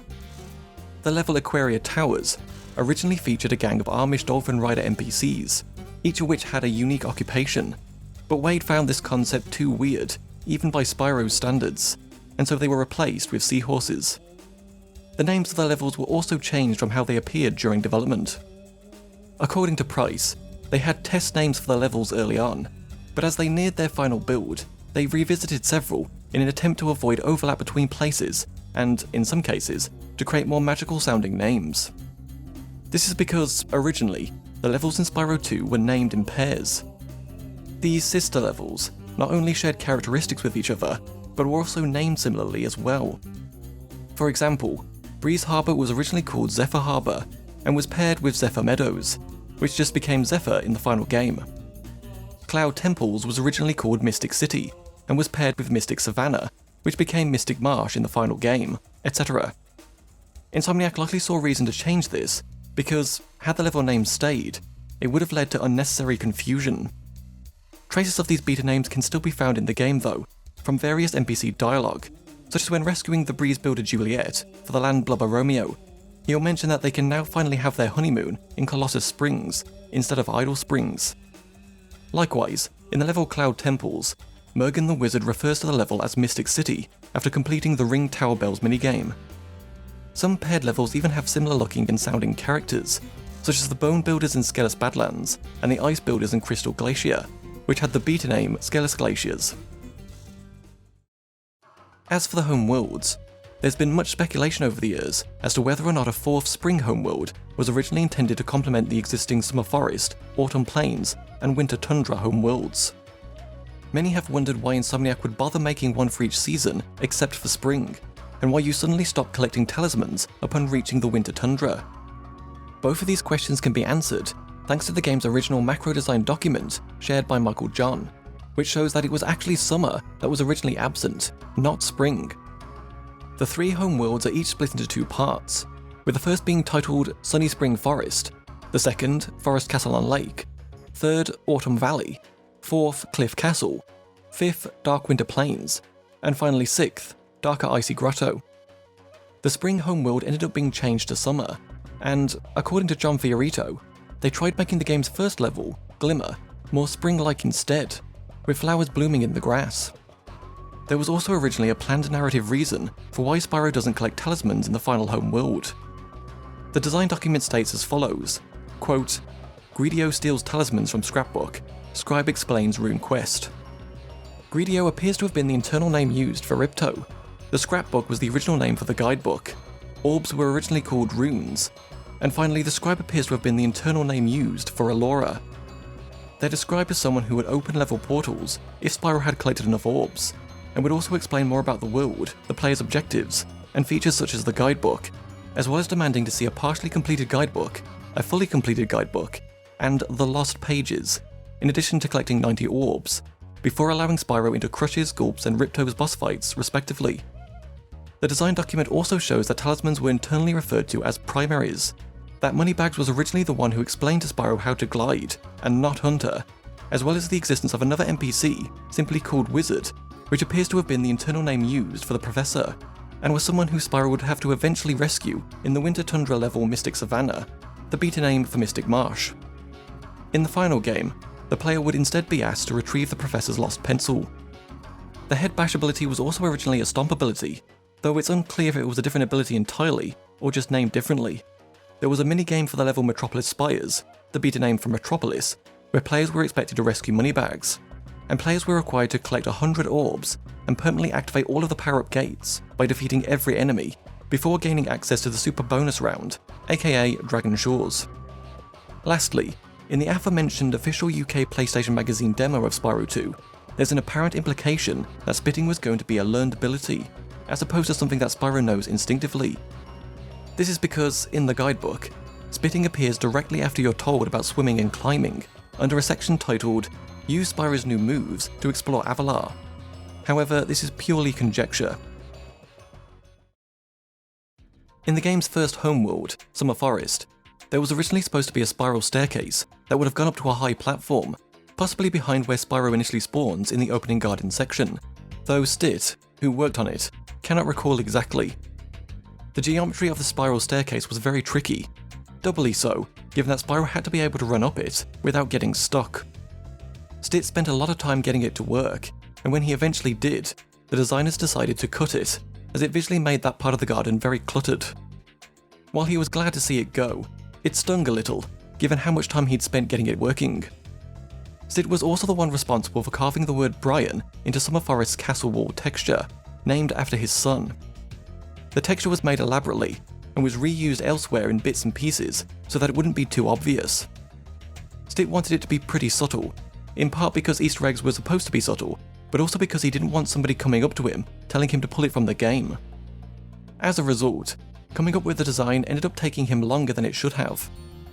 However, despite his efforts, one person did notice, lead animator Oliver Wade, and it just so happened that his son was also named Brian, and spelt with a Y too. Wade also had a daughter named Brenda, and so he asks Stitt if he could hide her name somewhere as well, because he couldn't point out Brian to his son if his daughter's name wasn't also in the game. So in the game's final homeworld, Winter Tundra, he etched the name Brenda onto the large doors of the castle. Unlike the Brian texture, this one ended up really quick and dirty, because he literally just wrote Brenda down the length of the door and put a little drop shadow on it to make it look three-dimensional. Another pretty well-known Easter egg in Spyro 2 was in regards to Dan Johnson, an Insomniac employee who later passed away in December 2006, who sort of became the company mascot. Somebody took his driver's license, scanned his photograph, and then hid his face in the Mystic Marsh level, where it can be found on the coins in the fountain. His face would subsequently show up in future Insomniac titles. Spyro 2 Ripto's Rage was released on the 2nd of November 1999 in North America to critical and commercial acclaim, with reviewers praising the sequel for its variety in gameplay, elegantly implemented new moves, and lavishly detailed environments, with most reviewers being in agreement that Spyro 2 had more meat on its bones, whilst also offering more of a challenge, with GameSpot writing, quote, Spyro 2's addictive features show up early, and keep on going right through to its excellent final boss level, creating a game that makes you actually want to acquire every single object and coin to see the alternate ending. Spyro 2 was also a commercial success, selling over 1.7 million copies in North America alone, and over 3.4 million copies worldwide. The game's title was changed to Gateway to Glimmer in the UK, Europe, Australia and New Zealand. The decision was made by Sony Europe's marketing team, and wasn't due to any trademark violations or legal issues. They just liked the name better, and thought it would connect best with their audience. The name change didn't really bother Insomniac too much. Sony also began introducing new copy protection to its games, in an attempt to combat the rampant piracy on the console, thanks to the proliferation of mod chips that could bypass the PS1's built-in copy protection and region locking. Sony realised that because these mod chips, now dubbed non-stealth mod chips, were always active, they could perform random checks while the game was running to see if the region code data was still being injected. If it was, the game would shut down immediately and abruptly cut to an error screen, informing the user that their PlayStation was likely modified and to contact Sony support for assistance. This in turn prompted mod chip manufacturers to develop stealth mod chips that would only inject data at boot when asked for it, and then deactivate. But Sony also added extra code, called libcrypt, which used a 16-bit key stored in the subchannel data of the disk. During gameplay, the game would decrypt this data key and store it in the code processor of the system. If the data was incorrect, the game would implement its anti-piracy measures. Since most CD burners at the time couldn't properly replicate the subchannel data, a pirated copy would trip the anti-piracy measures by default. In the case of Spyro 2, the game starts out fine until the player enters the portals for the level's Colossus or Idle Springs. After the level cutscene plays, the game will hang on a black screen. In addition, if the memory card is set, the game saves automatically when going to one of the two levels mentioned, which effectively locks the player's progression. However, in spite of these efforts, the game was still cracked in a little over a week. Much like its predecessor, Spyro Year of the Dragon began development immediately after Spyro 2 had shipped, with the US version being completed by mid-September 2000, giving the team just 10.5 months to make the game. To decide on the game's title, Year of the Dragon, Insomniac held a contest, with a case of beer as the prize. John Fiorito was having lunch at a Chinese restaurant when he noticed that the menu said that 2000 was the Year of the Dragon in the Chinese zodiac, and so it immediately clicked. Having already added a ton of content to Ripto's Rage, the team asked themselves what they could possibly do for a sequel, and how they could take Spyro, who had a very limited set of moves, and expand things further without changing him as a character.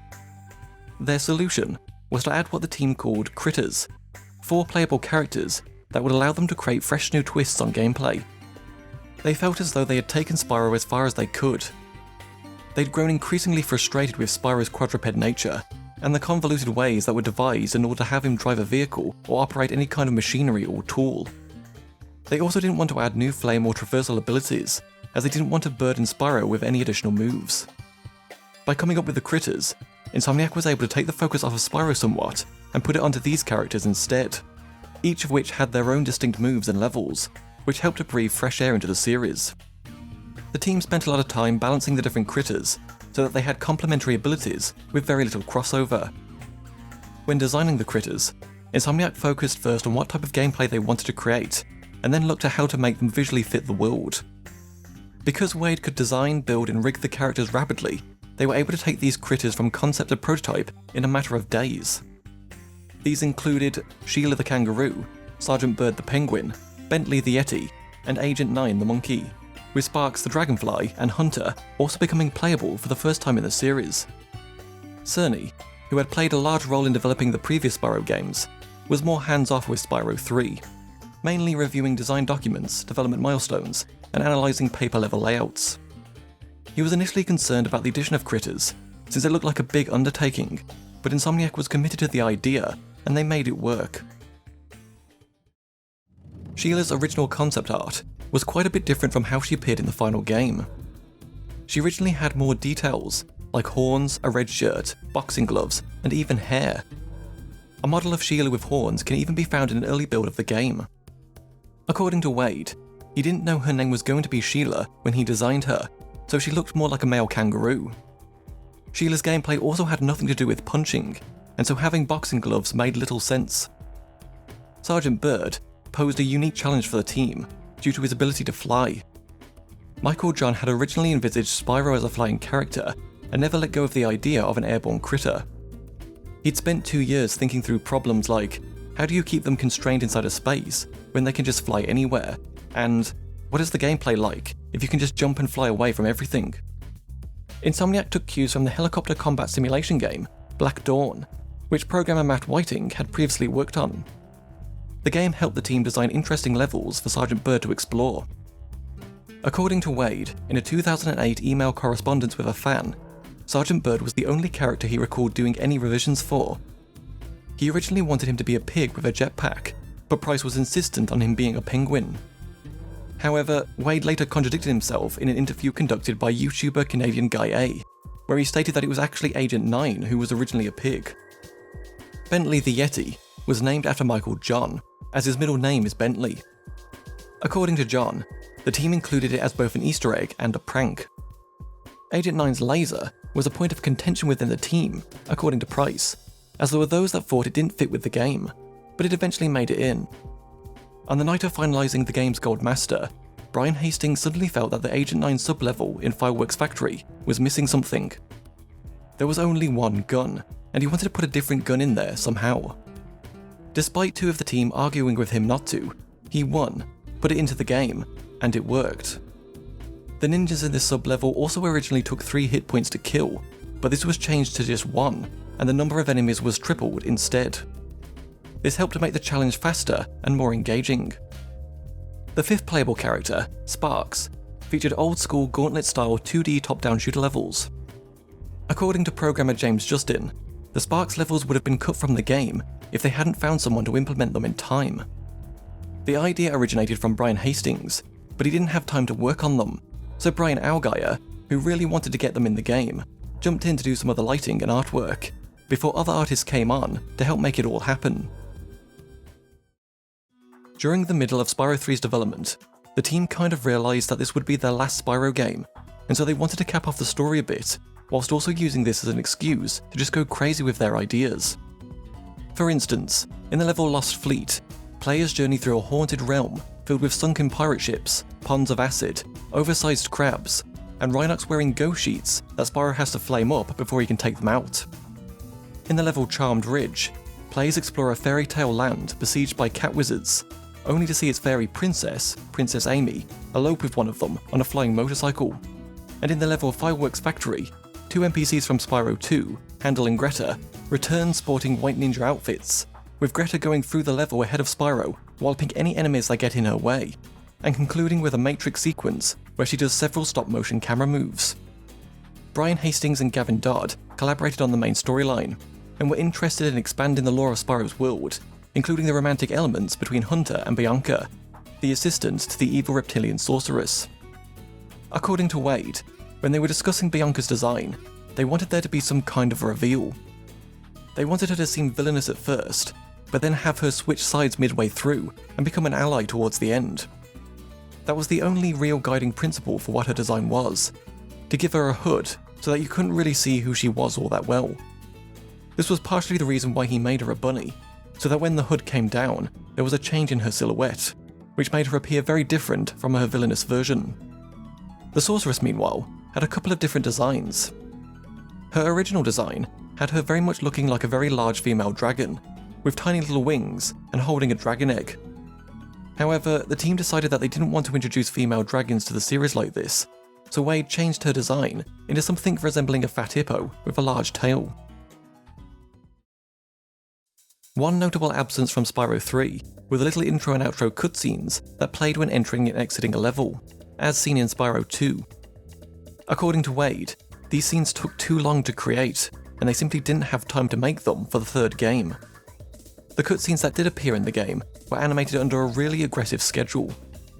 While each cutscene varied in length, they did about 300 frames, or about 10 seconds, a day. Even though the characters had kind of a Muppet mouth, Chuck Swong, one of Insomniac's animators, tried to match the mouth motions for each of the game's supported languages. They used a lip-sync application to line up the mouth to the vocal track, but since it was just a Muppet mouth, most players didn't even notice. In the cutscene Hunter's Tussle, an unused enemy from Spyro 2, called Mr. Fistus, is just barely visible on the far left side of the screen. Mr. Fistus was popular among the animators, and was an enemy that was supposed to appear in the level Cloud Temples, so they stuck him in the background as a little tribute. Wade was responsible for designing, modelling and animating Mr. Fistus, and described him as a stone statue that had come to life, with his whole body turned to flesh, except for his giant stone hand, which he would have attacked Spyro with by hammering down at the ground. Their 5 years of experience working with the PlayStation meant that Insomniac was able to draw more polygons than their previous games, while still keeping the frame rate locked at a constant 30 FPS. They also made Spyro 3 visually stand out more by trying to make the game's palettes even brighter and more saturated, so that the levels would pop more than they did in either Spyro 1 or 2. To help maintain consistency between each of the artists, Stitt needed to create an art bible for Spyro 3, as during the development of Spyro 2, dealing with differences in styles became an issue, and he wanted to get ahead of that and get everyone back to a baseline look for the textures. The goal of rescuing all of the stolen dragon eggs was inspired by Pokemon's collectathon aspect that motivated players to catch them all. John Lally was responsible for animating the baby dragons, and various other characters in the cutscenes, with each of them having their own distinct look and personality. There was originally supposed to be an additional page in the Atlas that would track all of the baby dragons that you've rescued, with details like their name, breed, favourite colour, etc. However, this ended up being cut from the game, presumably due to time constraints. With 150 dragon eggs to name, and not a whole lot of time to name them, the team took inspiration wherever they could find it. Their original idea was to name the dragon eggs after Insomniac employees, but they soon realised that they had more eggs than they had Insomniacs, so they took to naming eggs after their children, their friends, partners, parents, etc. Several of the dragon eggs were named after jazz musicians, such as Dizzy, Coltrane, Mingus, Thelonious, Maynard, and Miles, along with other historical and pop culture references, such as Siegfried and Roy, named after the two magicians, Jonah, who is found inside the whale in the Evening Lake homeworld, based off the biblical character of the same name, and Shemp, who is found after racing the biplanes in Country Speedway, named after Dr. Shemp, and an ongoing programmer joke at Insomniac. The teleport effect that goes up when a dragon egg is rescued was more difficult to pull off than it looks, due to the PlayStation not having a hardware Z buffer, so they couldn't just slice the dragon. Instead, Al Hastings programmed a solution by changing the shape of all of the polygons, shrinking and moving the vertices. The dragon egg models went through numerous changes throughout development, with there originally being multiple variants that corresponded to which type of dragon hatched from it. There were green eggs, spotted eggs, purple and orange eggs, white eggs, yellow eggs, etc. These early versions can be found in an April 2000 build of the game, however not all of them have been fully implemented, likely due to this idea being abandoned. A fragment of an early eggshell texture can be seen in the final build of the game, whenever a dragon egg hatches. This golden shell fragment was a remnant of a GameSpot pre-release build, and evidently went unnoticed by Insomniac.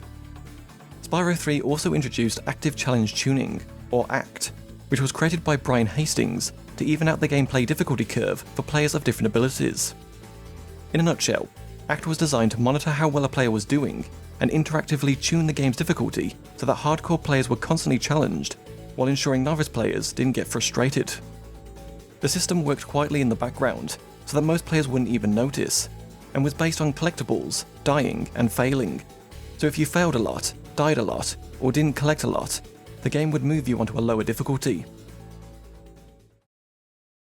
Spyro 3's levels were 150 to 200% larger than those found in Spyro 2. Insomniac was able to do this because they sectioned off the minigames into their own little sublevels, which could be accessed by a portal with a short loading screen. This helped to free up polygons that could be used to expand and further flesh out the levels. It also helped to eliminate confusion as to where the player was supposed to go. You could either stay in the main area, get to the end, and complete the primary path, which would allow you to continue through the game, or, if you chose to, you could go off and play the minigames.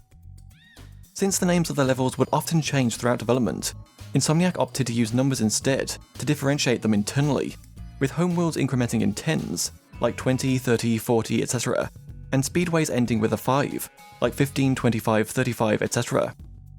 So the first level of the first homeworld would be 11, the first level of the second homeworld would be 21, and so on.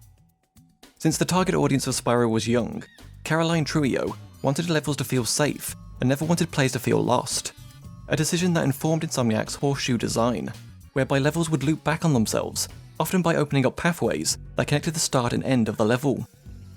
It was therefore crucial for levels to be filled with distinctive landmarks that guided the player, like a lighthouse or a giant statue. Artists would give Trujillo environment concepts, leaving her to outline levels on paper. She then mocked up areas, scripted end-of-level sequences, and did some coding. Insomniac referred to this as Renaissance game development, because everybody wore multiple hats. Everybody had to do more than one skill set. Sunny Villa was one of Michael John's levels, who based it off the Piazza San Marco in Venice. Brian Algier recalled his first level, Bamboo Terrace, which was also the first level created for the game, and was referred to as the Dander level internally, named after Insomniac Dan Johnson. The level originally featured a tiger enemy, which can be found in an April 2000 build of the game, and, according to Wade, there was also supposed to have been a random dragon that would have been a secondary NPC. The tiger enemy was supposedly cut due to concerns on animating a quadruped, as back then it never looked good when turning. However, they had this figured out by the time the water buffalo was implemented. Stitt designed the look of the level Lost Fleet. He was told to a certain extent what the level needed to be, and then he began visualizing what a submerged, haunted-looking shipwreck would look like, whilst trying to figure out how to pull it off with the least amount of polygons, so as to not tank the game's frame rate.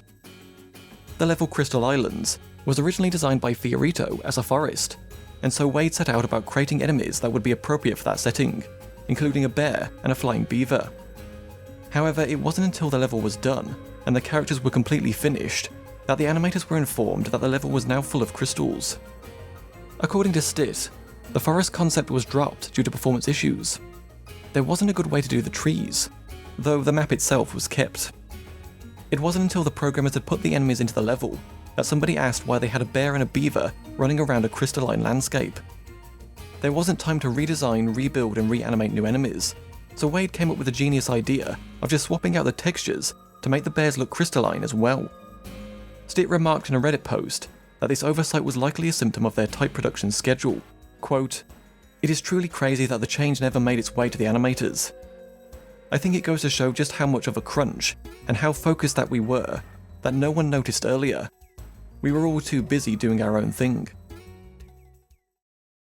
Insomniac received a lot of positive feedback from players about the depth and variety of gameplay offered in Spyro 2, so for Spyro 3, the team decided to pull out all of the stops and spent a lot of time coming up with unique minigames for each level.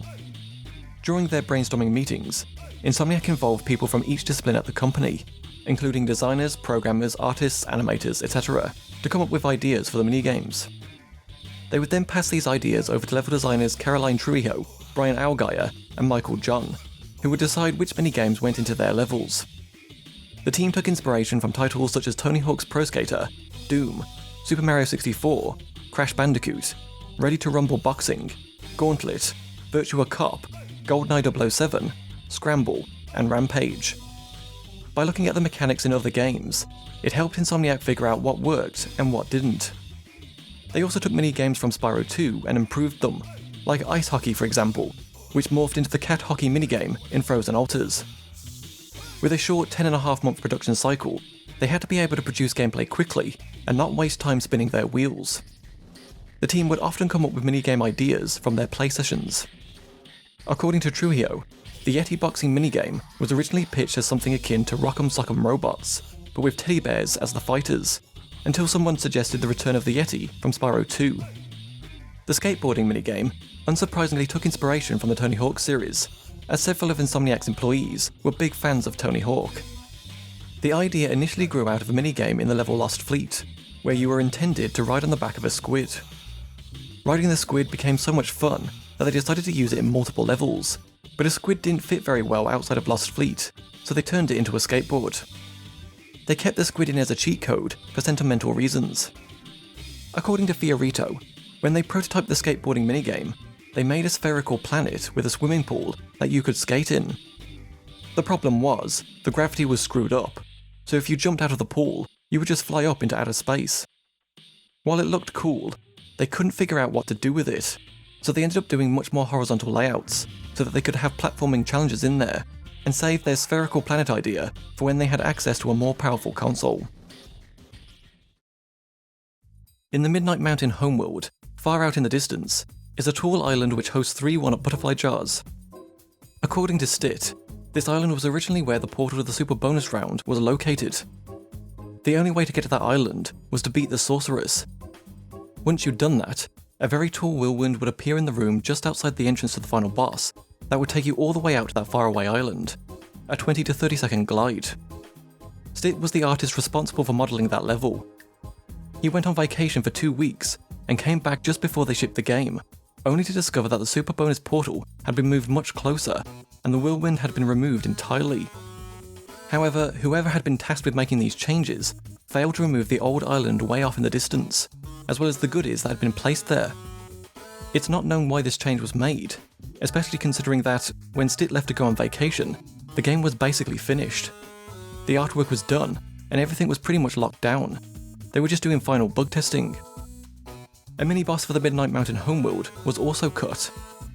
Each homeworld featured a level that contained a mini-boss, such as Bluto in Seashell Shore, Sleepyhead in Spooky Swamp, and the twin fire dragons in Fireworks Factory.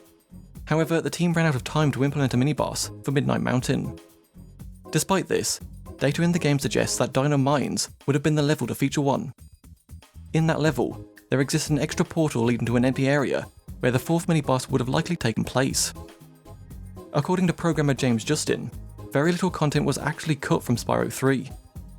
Insomniac's company culture was one that encouraged people to put in the extra effort to get everything in, if it's at all possible, as employees effectively had ownership over the parts of the game that they were assigned.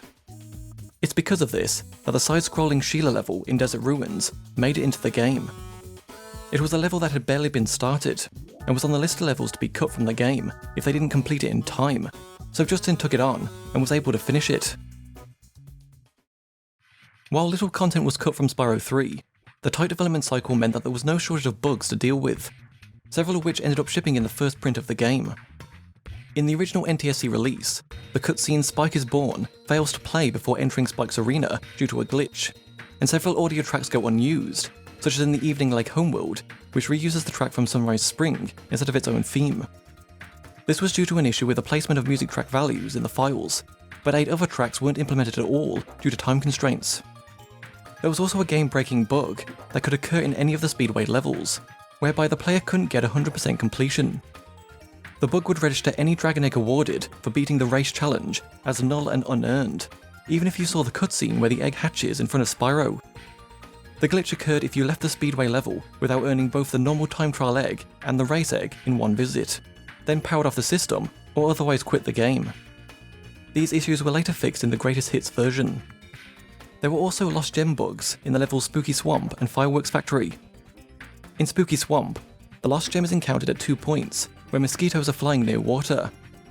Due to the way the piranha water works in this level, any gems that fall into it aren't automatically returned to Spyro if he doesn't have sparks, rendering them lost forever. In Fireworks Factory, players could encounter a scenario whereby 2 red gems are seen atop a tower which are unreachable. These gems come from the 2 ninja Rhinox who ambush you at the cannon. This bug occurs because of the game's act system, which automatically replaces certain enemies with the gems they drop when the game lowers the difficulty. On the lowest act setting, this would affect the ninjas that drop down from the tower, which meant their gems would sit there and be unreachable. According to Matt Whiting, there were some bugs that the team knew about during development that they intentionally left in the game, such as the glitch that lets players swim through the air, and another glitch that causes Spyro to get thrown high up into the sky if he gets stuck in between objects. This was because these glitches weren't easy to pull off, and the team figured that if somebody wanted to practice at it that hard, they must be getting something out of it, so why should they stop them? Insomniac didn't have an in-house QA team at this time, so their bug database consisted of post-it notes taped to the wall. According to Fiorito, the worst thing you could do was go out to lunch with all of your bugs cleared, because you'd come back to the office and find a long list of post-it notes under your name. Spyro Year of the Dragon was released on the 10th of October 2000 in North America to universal acclaim, with reviewers praising the game's remarkably well done controls, especially considering the different critters, graphical polish, and diverse gameplay experiences, with the general consensus that Spyro 3 was one of the best games to come out on the PlayStation that year, with Game Informer writing, quote, "Year of the Dragon is a difficult platformer with complex gameplay, secrets galore, and some of the most beautiful environments the PlayStation has produced. If this genre is your cup of tea, this is a must-have release." Spyro 3 was also a commercial success, with it managing to sell just over 2 million copies in North America and more than 3.2 million copies worldwide. With Spyro 2 having been cracked and pirated so easily, Insomniac knew that something more robust was needed for Spyro 3. Their effort was largely successful, with it taking over 2 months for a working patch to appear.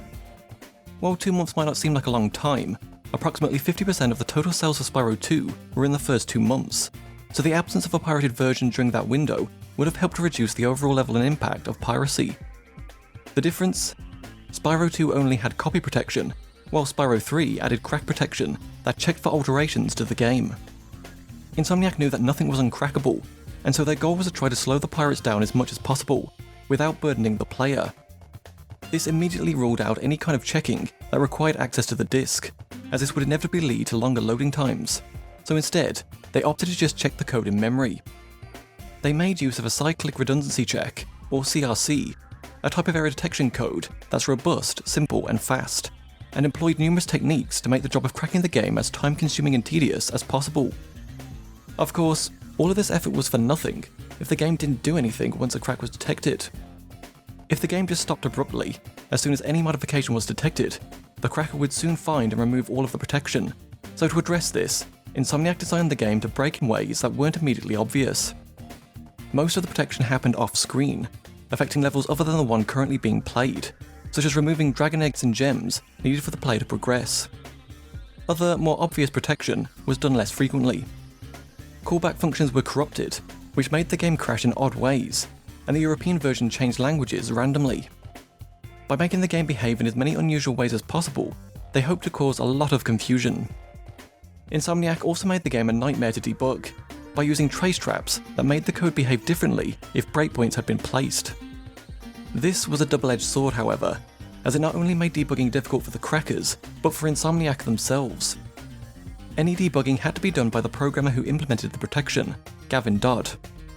Testing was also a pain, because the protection was designed to produce effects almost indistinguishable from bugs. If any false positives occurred in the protection, they could be reported incorrectly. For this reason, a very thorough debugging plan was produced just for the protection. Every location that could trigger protection was listed, along with how long it would take to trigger, what the exact effect would be, and where you had to look to see the effect. Testers had to visit the locations, wait the required amount of time, and then look to see if the protection had been triggered. Following the release of Spyro 3, Insomniac felt that there wasn't much more they could do to push the gameplay forward, at least not without significantly changing Spyro's moveset, which they didn't want to do, with Price stating in an official PlayStation Magazine interview, quote, "When we walked away from Spyro, a lot of the team was done with that character. We really needed to move on to something else, and Spyro as a character has limitations. I mean, he doesn't even have hands. We couldn't do much besides come up with new breath attacks to make the character more interesting." It was, in some respects, a relief to the team to move on to a clean slate and do something that was less restrictive than Spyro. The team also wanted to avoid doing another collectathon platformer, as by this point, the market had become pretty oversaturated. Their next title, Ratchet & Clank, introduced guns, upgradable stuff, and levels where players had the incentive to go back and find gadgets that could open up new worlds. These were the kinds of things that they didn't see happening in other platformers, and they wanted to help introduce these concepts to the platformer genre. Making a fourth Spyro game also didn't make sense from a financial standpoint, because they were stuck in a three-party deal. Universal owned the Spyro IP, and was sub-licensing it to Sony, who distributed and marketed the titles, while Insomniac were the ones actually making the games. It made more sense for them to just work directly with Sony and cut out Universal altogether. That fourth console Spyro game ended up being Spyro Enter the Dragonfly, developed by Equinox Digital Entertainment and Check 6 Studios in 2002. The game was panned by critics and players alike for its numerous bugs and glitches, poor frame rate, long loading times, as well as its generally unpolished and unfinished state. A myriad of divisive Spyro titles were released between the years 2001 to 2008, after which the series lay dormant for a decade, before a remake of the original Spyro PS1 trilogy, titled Spyro Reignited Trilogy, was released in 2018, developed by Toys for Bob. As for what the future holds for Spyro, Toys for Bob has seemingly teased that a new Spyro game is in development, though it remains to be seen if anything comes of it. This documentary was made possible thanks to the archival work of HWD405, a Spyro researcher and video game preservationist who has spent a decade documenting early builds of Spyro, and whose work has played a pivotal role in helping the community better understand how these games were made. I'd also like to thank Miharu the Fox, Sir Alligator, and Mr. FO1 for their interviews with members of the original dev team, as well as Modern Vintage Gamer for his How the Sony PlayStation Security Was Defeated video. You can find links to all of their channels in the description below. If you enjoyed this video and would like to support the work I do, then please consider checking out my Patreon or becoming a channel member, where you can get exclusive access to new documentaries before anyone else, see monthly updates on the progress of whatever documentary I'm currently working on, and even have your name featured at the end of each documentary you funded. You can also send a one-time tip via Ko-fi, or a super thanks, if that's more your style. Click the card or the links in the description below